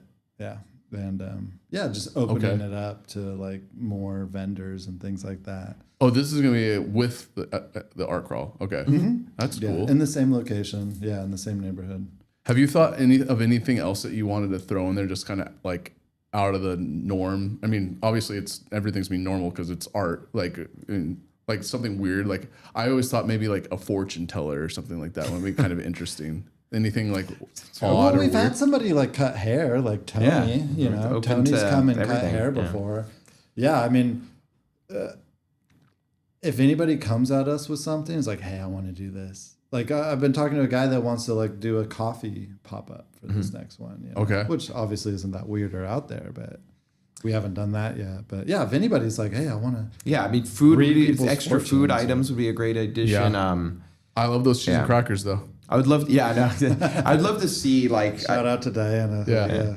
I went to Houston kind of recently, and there was a museum there called Art Club, and the new media type of art they had at this place was like crazy laser lights and just like it was so out there. It was like, you know, interactive, immersive rooms where you walk in and it's just like infinity walls. And I mean, I would love to get some of that stuff, but those are so inherent in what venue you have them that it might not be really a possibility of how we're doing it right now. But we've done spoken word and poetry, you know, before. And the sessions, I mean, that's a big thing we've always wanted to do. And I think we're gonna. What sessions? What do you mean by that? Live recorded sessions. Of the band okay, and stuff gotcha. like that. Yeah. I mean, if somebody approached us and was like, hey, I want to be a part of the art crawl. I just like want to look into a mirror and scream and, you know, dissect a live frog at the same time. Like, you know, it's this thing I do. I'd be like, okay, like, yeah. I just thought of one that we could do. You know how like they do, what's the fireman, or what's the one out in the desert that they do? I'm blanking on Burning it. Man. They burn that thing, they burn the man or whatever, the big thing. You should have something like that where you have someone dressed as this, and then you like do like what's that book where the human sacrifice? Do a sacrifice where like the kids stab them to death from that one book, the Lord of the Flies. Oh, well, we do that like the pinata. We had that made into a pinata. Oh, that's right, you did have a pinata, and everybody beat the shit out of it. Yeah. I forget what candy came out. What candy did you put in? It was I kind of had a little influence with some healthier like coconut candies mixed with condoms, and I think that's art, dude. Yeah, I was gonna get some like. It's not art crawl condone. No, it's not. Well, safe sex is. Yeah. You could definitely do something where you set that on fire or something like that at the end. Here's the cap off the, you know. Yeah, we should just set it all on fire. We should just, just provide people at the end of the night with Molotov cocktails. And just have a Molotov cocktail. Throw it at whatever you want. Let's burn it all down. Yeah, I mean, we're thinking for Halloween again, so we're trying to brainstorm some ideas for that too, along with Jared over at FICA. So you should hire those guys from Not Scary Farm that slide across the cement, and they could go all the way down the alleyway. Yeah, that would be. That's a really good idea. The people at Knott's, the log ride animatronic guys were so frightening as a kid. Yeah. Like there was just something about them that really it was kind of just bad animatronics where they just ended up looking like really spooky. There's people that collect those old animatronics from when Chuck E. Cheese, and they had a competitor at the time, like in the 70s. Bullwinkles that collect those things. Yeah. Have you ever been to that as a kid? Was it Rocking Bullwinkles? I think that's what they called it. They had one in Irvine, man. We had like all my birthday parties as a kid there, and they had a water fountain show with like with the voiceovers of Rocky and Bullwinkle. Yeah. Like that place will forever be etched in my memory. Yeah. I mean, you're scarred. Yeah, You'll never see it. I'll never unsee it. Yeah, my therapist knows about it. Really. Forgot. So you said you were running for what was it again? You were running for the city. So I ran for city council in 2022. And now I'm vice chair of the Arts and Culture Committee. But we're just committee members. He's trying to keep his seat. Trying to keep my seat elections are up again. So you are in it though. You are part of the. I'm part of the Arts and Culture Committee right now. But it's a 1-year term. So Nick actually got 2-year term. I got lucky. I got a 2-year term. So mine was only 1 term, so I got 1 year. So I got to hopefully get reappointed to this election in like a week or two. Yeah. Oh wow. What are you? I mean, are you doing some of your art again, like your little promos again, or no? Because this isn't like the public doesn't get to decide this. The public can apply, but this is ultimately decided by the city council. Got it. Yeah, okay. Those are the only people that need to be convinced, and How many people you got to convince here? five, 7, right? yeah, Or no, 5. but yeah, 5. It's the mayor, and then that's city council members. Okay. And then I barely got into my current one. I got it by 1 vote. So part of them, I ran against most of them for city council. So there's kind of like a little bit of sour grapes of it. Yeah, I think there was some backlash from that, like watching, because I feel like when we all made our speeches as city council and they voted, they had something against Shane. Yeah. Some of them were I barely got drama. I got 1 vote. Drama. Yeah, and it was like just because it's just politics, and he ran for city council, and they were like, I don't want this guy anywhere near me. I think I've been in some similar situations where you bad blood comes back, to the forefront of some situation you're in. Like when I worked at the St. Regis, this guy, I know he didn't like me. But I was desperate for a job in LA at the Sofitel. Was it the Sofitel? I forget which one. I was like right down the street, and it's under Starwood Properties. I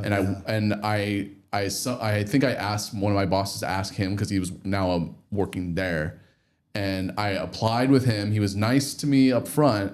But then I ran into the guy that was with him that was also interviewing at Norm's right where I live, and he was he's a little drunk, and he said no, he did not like you. Yeah. I think this is just like politics. It's just like, oh, this guy wants to get involved, which threatens my position. Yeah. So, and even if he's doing something that has nothing to do with me or my position, but it's like his step into politics, like, we want to get him out of here, because he's a threat. And to that point, next year marks the first time that San Clemente, the mayorship's going to be it's going to be appointed by vote. So it's when San Clemente made the switch to district elections. Yeah. That changed, went into effect as well. So now, which we were forced to. Yeah, for because till now, we were sued by the state of California. Correct, and then. So, but like the mayors for San Clemente have always just been appointed by city council, or they would get voted in as a city council member, but the actual mayor position was always just like cycled through city council members. So to actually have people should vote. Yeah, to have the people actually pick it this time around is going to be much needed. Yeah, my buddy that comes on here, Adam, his buddy, he got rotated into the Dana Point mayorship. Matt Pagano. So like it does work like that now. I don't know if that's happening with Dana Point as well, where they're going to enforce voting. Yeah, well, if cities that don't switch, or to Nick's point, you're prone to getting sued. So it's like, you kind of have to now. Yeah. So as a city council, is there you're just city council member and that's it? There's not like I'm city council member of this or so. Actually, the districts have switched. So like Rick Loeffler, so he's our district, District 3 in San Clemente. Yeah, so San Clemente got broken up into districts. Yeah, and you have to live in the district that I think get appointed to. Yeah, so we vote for the member that's in our district. This last election, it's kind of crazy in my opinion. We only had 2 people run. Yeah. Right? Yeah. I think it was 3. Oh, but 3. Yeah, it was a man. Like citizens there and city council just standing there and then asking us questions and us having to answer them. And I'm just like sweating and I'm just like, yeah. Well, and they recently just tried to decommission our committee, and so me and Sherman, our chair, we went to the meeting. I'm like, it's still nerve-wracking to get up there, and it's like, everything I wanted to say, I just choked on it. Yeah, business suits, watching you, and then your community watching you as well. And because they live stream all that. It's and you're in front of a microphone. Yeah, it's on YouTube. Yeah, it's on YouTube. You're on a microphone like this. And your voice is amplified, and it sounds funny, and you're unsure of everything. Yeah. How long did your speech have to be? You only get, I think, 3 or 5 minutes. I think it was 3 or Yeah, like I think it's a hard 3. Yeah, it's like or like 2.5. Yeah, and then like they cut you off. Right? Oh, and I remember. I think I gave you the wrong amount of time. I think Nick was like, "How much time do you get?" I'm like, "I think you get like 10 minutes or something." And it felt like 30 seconds. Yeah. Like I didn't even finish half of my, what Oh, I really? wanted to say to them. Yeah. Do you want to say it all here right now? Oh, I don't. I can pull my notes up from somewhere. But. What were like some of your talking points? Like, I'm interested to hear like what kind of talking points you would, or like why vote for me? What was like some of your reasons? I think so my 2 big ones I think was just that like I'm from here. I've been an artist that grew up here. You were born in San Clemente? I was born in LA, but I grew up in Laguna Niguel. That's right. You grew up here. Yeah, That's right. in South Orange County. Yep. And as a surfer, Yeah. I was always in San Clemente and went to Dana Hills High School. And in South Orange County, it's kind of all the same anyways. It kind of merges into together. Yeah. So I was just like, I grew up here. I was raised here. And I've been an artist here forever, my whole life. And I left when I was young because there's not a lot of opportunities for young people and artists and musicians, especially. No. We haven't created that sort of community that cultivates that. And, I just told him it was my passion to do something about that and facilitate that, for people that are like me, for young people that were like me. And so that was my talking point. And then my involvement with the venue in San Clemente, I was like putting on a lot of shows at the time and already had a good track record of like, hey, look at all this stuff that I've done, and they all laughed at me at that because of who I was involved with, which was funny. So like laughed at you or laughed with you? I think it was laughed at me. Yeah. But also bear in mind, they'd never had this committee before. They've never had an arts and culture committee. Yeah. So, And then I think my third biggest point was just like, I'm the son, because their whole thing, what the city council understands about arts and culture in San Clemente is surfing. Yeah. Like surfing, that's it to them. So that was a big question for them. Like, how does surfing tie into all of this? And, I'm the son of a surfer and like a surfboard shaper, and so it's just been something that I've grown up with my whole life. Yeah. So. That was like my other big and okay, so now finish it. Vote for me. Finish it. I'm not up for re-election for another year, so I'll give you applause. Vote for Nick Crays. Shane's the one in the hot spot right now. What were your talking points? You're not from here, are you? Well, that's my earliest childhood was in Irvine, so Orange County to an extent, but I leaned heavily on I ran for city council, just a year prior to this meeting. And, it was at my recommendation to the mayor at the time, Chris Duncan. I'm like, hey, you should really have an arts and events committee. I didn't call it arts and culture at the time, but I'm like, there's all these events happening. Yeah. San Clemente needs things for young adults to do, to do. Just stay out of trouble and just, Other than the water fight during July 4th. During 4th of July.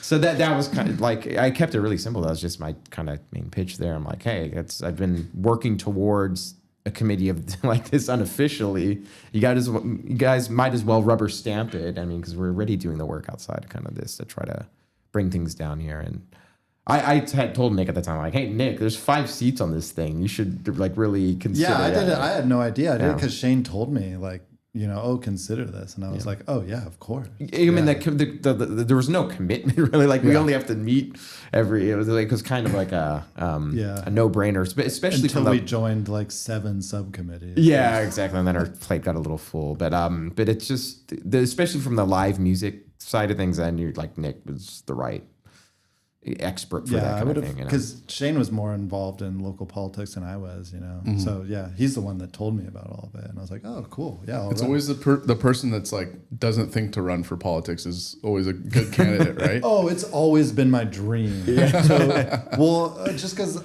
I've talked Shane. You're being sarcastic right now. No, I'm not. I'm Okay. being super serious. Like Shane's heard this from me a million times, and I talked all my friends' ears off about it, but I'm just like passionate about community, and like creating opportunities for, you know, people in community and like creating community and building us all up together. Yeah. It's like what I love. And Okay. yeah. And so like city politics has like always been a big dream of me, but for me, but like I'm super awkward and like not good at talking to people, not good at public speaking. I'm like very like Marxist and politically like very left leaning. And yeah, and I might have like some sort of I'm not criminal good at background any too, of that so it'll either. never happen. You know, What will never happen? politics will Oh. never happen. Yeah, for me, yeah. Well, I'm not good at any of the stuff you kind of suggest. Like the public Shane's speaking- really professional. Yeah. You should read one of his emails. Like, yeah, no, He's yeah. got like the whole like professional, like when you are to Google like a professional letter, you have it all like the header. the When he was running footer. for city council, like there was interviews with you. You were on like podcasts and stuff, and it was like I was like, oh yeah, this guy can like speak and like Not really. come Well, up with I points was and, fumbling. It's like, so my ulterior motive with the whole thing was I'm like, well, you know, even if I don't Yeah. get elected at this, which I was pretty certain I wasn't going to, but like at the very least, you get some public speaking. Yeah. Like, you know, you get better at it, but it just like it was still a struggle. Like I just. The podcast was a little easier. I guess Yeah. maybe it's more from like, because I come from like the video background. It's a bit like 3 debates. That was the hard kind of thing because you were like just getting grilled. Because then you really have to know your and shit. it's improv. Yeah. They're you know it's yeah. and it's like topics that I mean.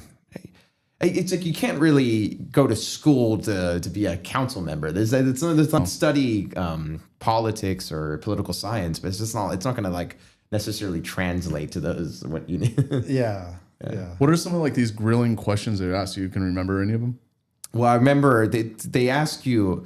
Well, the thing with city council is supposed to be nonpartisan. So, but the first thing the public wants to know is what political party your party, you know. Yeah. So it's like it's nonpartisan, but like they're gonna find out, and you know. So I think one of my first debates, they were asking which endorsements you've sought, you know, because in order to really win city council, you have to get a boatload of like endorsements, you know. So I didn't have any endorsements, but I did interview with Planned Parenthood for like an endorsement because they endorse candidates. I'm like, yeah, sure, why not? And Yeah. I think that's a great decision. yeah, so I like love that you did they that. asked me, I'm like, and I revealed that I'm like during this debate, I'm like, yeah, the only endorsement I saw was I did interview with Planned Parenthood, and then so I remember after this debate, I'm like leaving, and I get accosted by these old ladies. They're like, you know, your platform was all right until you mentioned the Planned Parenthood thing. I'm like, well. And They then provide health services. so they and were just family lecturing counseling. on me why it's such a corrupt organ, like, you know, just like it was just it was a hot button issue to them. So It is. yeah. It is. Funnily enough. Yeah. So, so do you have to do another? So I don't know if you mentioned this. Do you have to do another speech now? Another speech for yes, I do. I mean, it's going to be the whole appointment process again, where I got to go up to the podium, and I just got the email today though that they're expanding it to 9 members. That's the Beaches and Parks and Recreation one. So, that's not us? So the thing that Rick was emailing, it's not us technically. I was like excited. I'm like, that would be nice.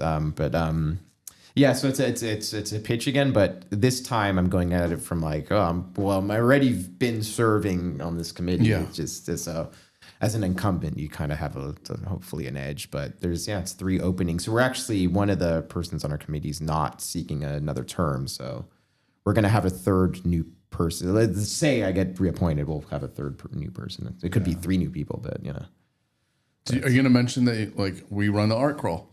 Is that going to be a good topic of? Yeah, I can. I just It's a very good point to make. Like if you could show up with a like a projector and just like be like, look at all this stuff. Look that at I've all the done. stuff we've done. Like that is just like concrete evidence. Like this is the guy that is the guy that we need That's for actually arts and doing culture in this something, city. yeah. You know. That's a good point. I should just go there invariably with a presentation because it's And just be like, look just at what helps I've to be done. visual. Nobody else has ever done this. You know, people Drop might the have- mic. Yeah. Yeah. This is like drop the mic and you know, throw Slam out it. some gang signs. And get the air horn going. Yeah. And then all of a sudden at the end, it's like, It is true. Yeah. Yeah. It is Crickets. true because there. When I can reveal this publicly too, but because it's listed on the website. But yeah, Roman from Los Milios Community. He's Los Milios Community.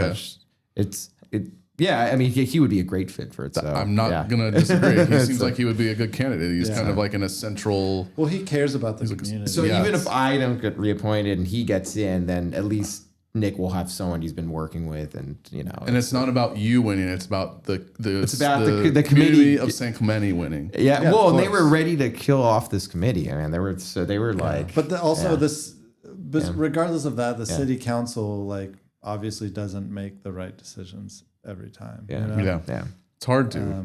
Yeah. Yeah, They don't always choose the right person for the job. yeah. You know. So It's politics, It's funny. It's Politics. Yeah. My mother got involved with like the whole HOA of Marina Hills, and there was Marina Hills HOA. yes, yeah, and there was like some legal battles that went down, and a lot of drama ensued. Late night calls to our house. Yeah, you grew up in Marina Hills? I grew up in Marina Hills. So I grew up in La Hermosa, right around the corner. Yeah. Off of Niguel. But you're in Marina Hills too? No, but right behind Marina Hills is La Hermosa. Okay, yeah. Oh, yeah, You yeah. know, you're like if you're going from Marina Hills down Niguel, right before you go down the hill, where you hit Crown Valley. Yeah. La Hermosa is Okay. that street right there. Like on almost the like right over there. on the hill above Taco Bell. Yeah, you can literally see it from my window right here. Yeah. Hey, we're so close to each other, right? Like kind of. When you guys run, do you like wear suits or anything like that? No, I think there was a time where their mayor was this guy Gene Block, and he would just show up with a cowboy hat and sandals, like it's San Clemente. I wore a button-down shirt and like a worker's jacket, like kind of like it a said, mechanic's jacket, and then I wore dress pants like slacks, but I'm usually always wearing slacks. Yeah. I had a hammer and sickle in the back of your jacket. I'm just kidding. I did. I had a patch on my shirt that said "Abolish ICE." I had a patch on the other side that said "Fight Racism." Yeah. Those are all good things. Yeah. Well, depending on who you talk to. Yeah, true. Yeah. There's a good book that you might be interested. I have it in my other bathroom, all about the history of Laguna Niguel. Oh, it's the ones that you buy from CVS. Yes. You were just talking about this book. Yeah. Because you see those at like drugstores and stuff, and it's like the history of San Diego or Los Angeles or these like bigger places. Yeah. And I was at my friend's parents' house in Laguna Niguel a couple of years ago, and they had a copy of it, and I was like, wait, they have one of these for Laguna Niguel? Like, what's the point? Like, what is there to know? What makes it so special? Yeah, and then I like opened it up and read the whole thing. And so much cool stuff. Like, okay, so that neighborhood that I was talking about, that was one of the first neighborhoods in Laguna Niguel, and there's photos of it. It was called the Pace Setters community. Yes. And it was when it was just all like, blank hills and stuff. It was one of the first communities that they built in the 60s. And just the like history of just like Basque sheep herders, just like being in this area before anything, Yeah, like the golf course is as old as in '59. It was like when they called it the Laguna Niguel Corporation. Yeah, and of course it doesn't become a city for like another 30 years. 1989. Yeah, but that golf course was there in '59. And those houses, they talk about the design of the homes. They had like I forget the name of this specific design, but. And then I wouldn't know it, but like I didn't realize that Laguna Niguel goes all the way down to Monarch Beach. Exactly, and that was like the original community. Yeah, and that's like kind of the Basque sheep herder area. I think, for the most part. But there was like cows here. Yeah. There was nothing here. These like home. You will see like pictures of like homes. Like if you're overlooking this valley, because this is the original golf course. The homes were just, like it was bare, like nothing. And you kind of want to see like, okay, where was this one now? Where's that photo now? You know, it's so crazy to think. It's the golf course, and then there's the Pace Setters community, which is where I grew up right there. And then it was like, this is Niguel or Crown Valley, which like connects to the ocean, to the Pacific Ocean. Yeah.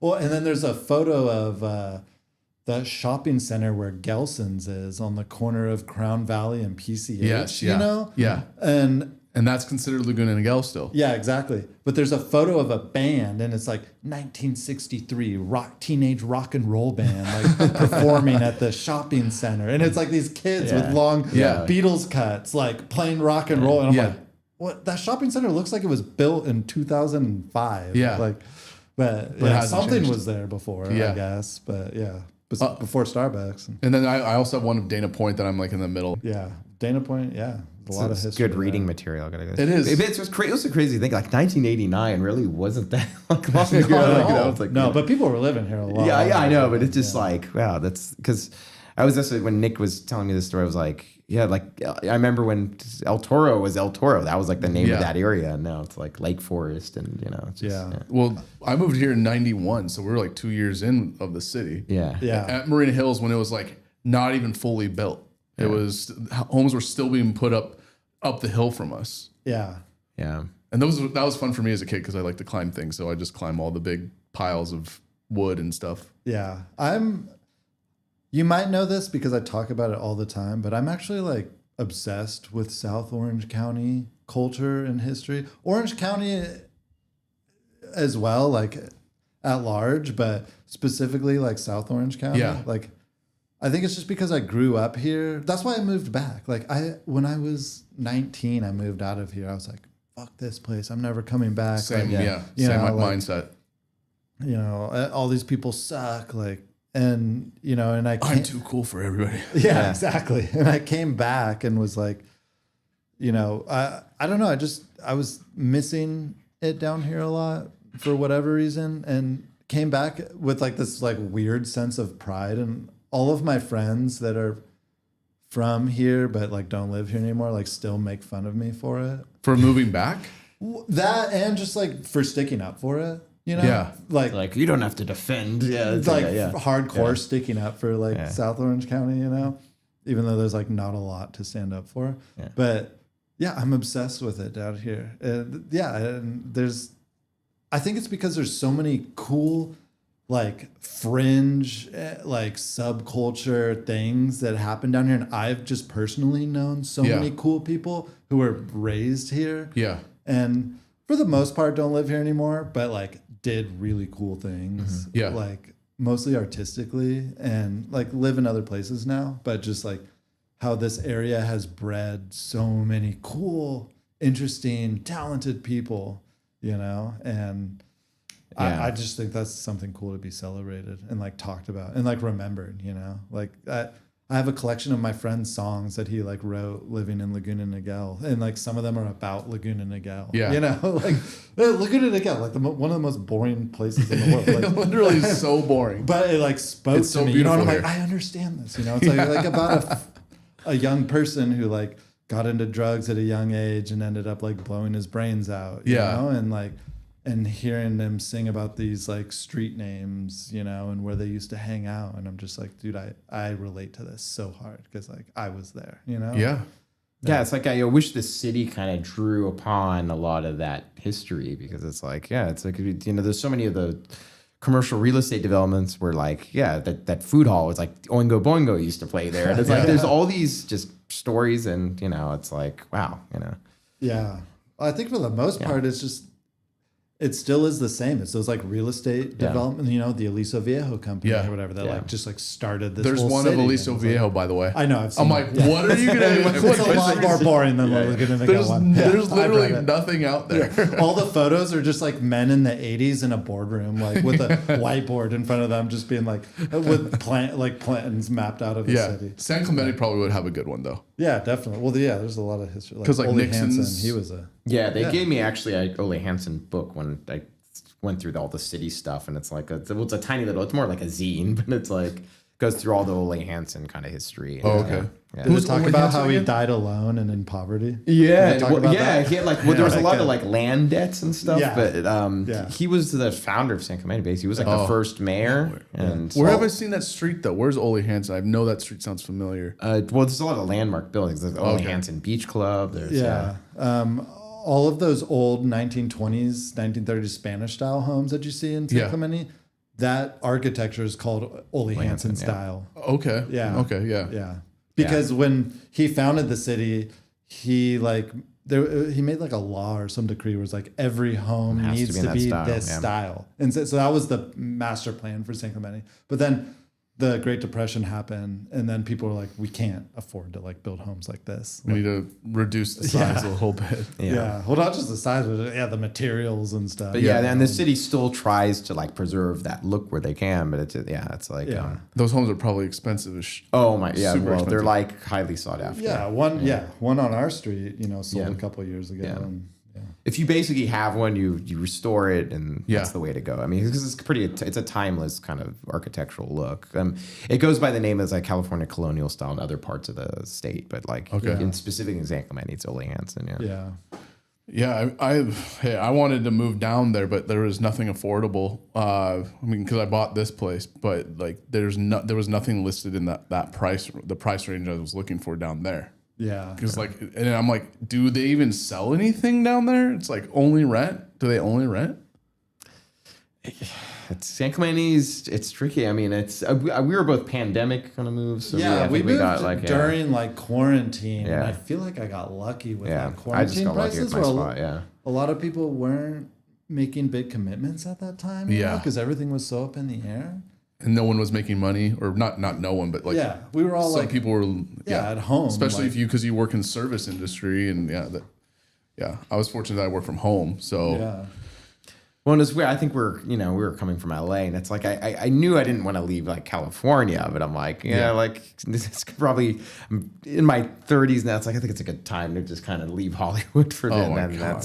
that's basically. I'm surprised though because I look at places in Laguna Niguel sometimes, and I'm like, oh, this is way more expensive than San Clemente, but I feel like it's because they're all kept nice, and like new, and they're renovated. Whereas like San Clemente there's so many apartment units and buildings and it, different whereas, like, styles. out here it's like mostly homes. Yeah. And it's the poor people that have the apartments in Laguna Niguel. And what's weird about that's like, true. and the whereas density. San Clemente is just like it's super dense. There's just apartments everywhere. And On top of each other. yeah, exactly. So when the density is like it's that a little close to easier the out beach in there. San Clemente, which is kind of that's also an interesting kind of thing. When that's I what I like was about when San I look Clemente. a lot, I'm like, oh shit, like I can't move to Laguna Niguel. Like I can only stay in San Clemente. Yeah. Well, that's what I like about San Clemente is that there's so many different buildings and different kind of like pockets of Yeah.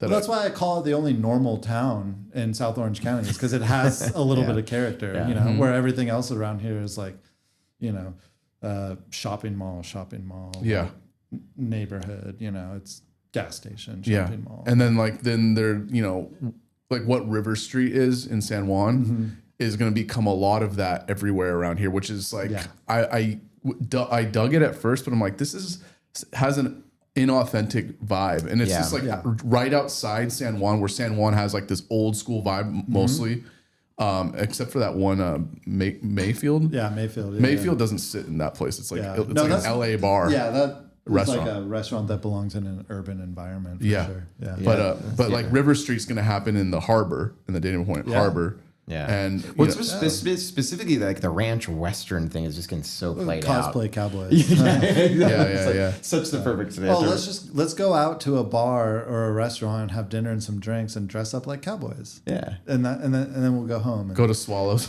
I mean, there's like, if you like that thing, there's all these parts. There's Nashville. There's like all these parts of the country you could do. It's like, it's just, San Juan does have that Yeah. history though of the ranchers. farming rancher community. Yeah. It's like, come on, no. It also has the most expensive houses in all of Orange County. Yeah, the beats ones out that sit Laguna on Beach. the ones that sit Or I on think the it's number 2 side of the to hill Laguna there. Beach. Yeah. Yeah. Yeah. It's just, yeah. But most people that go there don't live there for the most part. Yeah. That's like their third home. Yeah. Exactly. Like when We've got another one in Bear Brand. Remember when the fire happened up here? The coastal, I think they call it like the coastal fire, where a fire started in the valley and then went up to those expensive homes on the ridgeline there. Oh yeah. And they burnt down like $10 million I million remember home. that. And I was driving by that when that happened. Yeah. I went to go. I had a haircut in Mission Viejo, and I went to go check it out. Like I went up to Seaview Park. You know Seaview? Rings a bell. Yeah. It's go- at the top of what's that street? Pacific Park? Island. Pacific Island. Yeah. So you can walk under the grass and look down to the valley, and it's like some fire. I'm like, oh, that looks like routine. They'll get that out. And then I'm leaving to go to the haircut, and I'm on like the 5 freeway to before Alicia, and it's black smoke now at this point. Yeah. And in the meantime, my buddy wants to practice doing razor shaving on my neck. And at the same time, I'm getting calls from my brother's Worst timing, yeah. wife, you know? And it's like, is there something, should I be worried? Meanwhile, I have a razor in my neck. So it's like the most tension. And I come back like shanking. It was like kind of scary because the fire jumped from Pacific Island to this side. Yeah. It There's got- that like ravine right there. Yeah. It almost like they put it out super quick, but it was almost gonna hop onto our side and start burning. I remember that I was driving in an Uber down Niguel, Yeah, and we like all pulled over in the Uber. Like the Uber driver too was like, "Oh wait, I want to stop and see this." It was like on Niguel right there, where Niguel splits onto two roads, and you know? can see. Yeah, on your way to Del Obispo, Yeah. I think right there. Yeah, and we were like, "Oh, let's stop and like, what the hell's going on?" Yeah.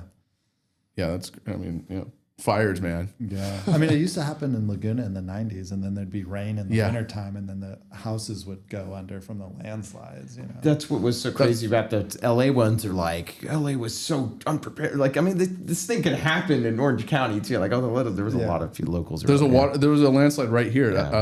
at the edge of the property, the community here, where the homes fell down. Like the news people came, and that place hasn't been open since like 95 or 90 for like 25 years. It hasn't been open, and then now they're trying to fight to put a community back into it.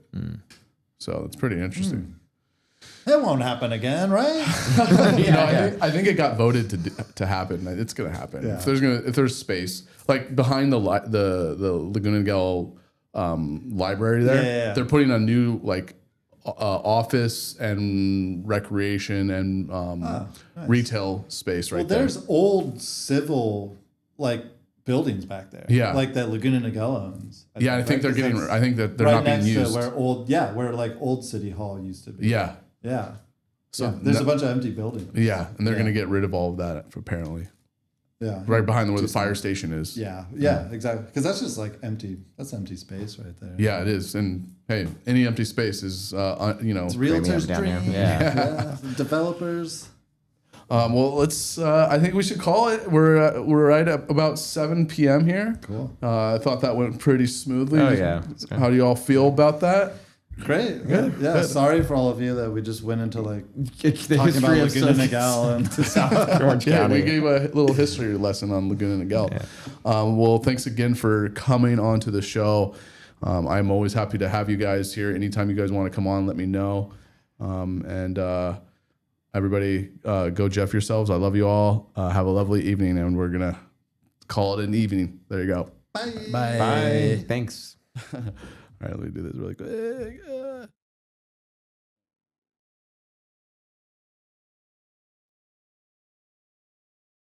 Welcome to the show, Jeff and Jeff on the mic. Swinging rhymes a heavyweight, knock it out like Mike. Cooking up knowledge, he'll a chef, Jeff Cook. Listeners tune in daily, got them all hooked. Yo, Jeff yourself, the motto we preach. Authentic vibes, yo, we out of reach. Let Jeff Cook, spicing up the day. Old school flavor, keeping fake away. Broadcast city sounds pumping through the speakers. Staying true to roots, ain't no other like these sneakers. Jeff and Jeffrey stepping up, rapping real loud on this airwave spotlight, feeling so proud. Yo, Jeff yourself, the motto we preach. Authentic vibes, yo, we out of reach. Let Jeff Cook, spicing up the day. Old school flavor, keeping fake away. Breaking news, wisdom drops around the clock. Twisting the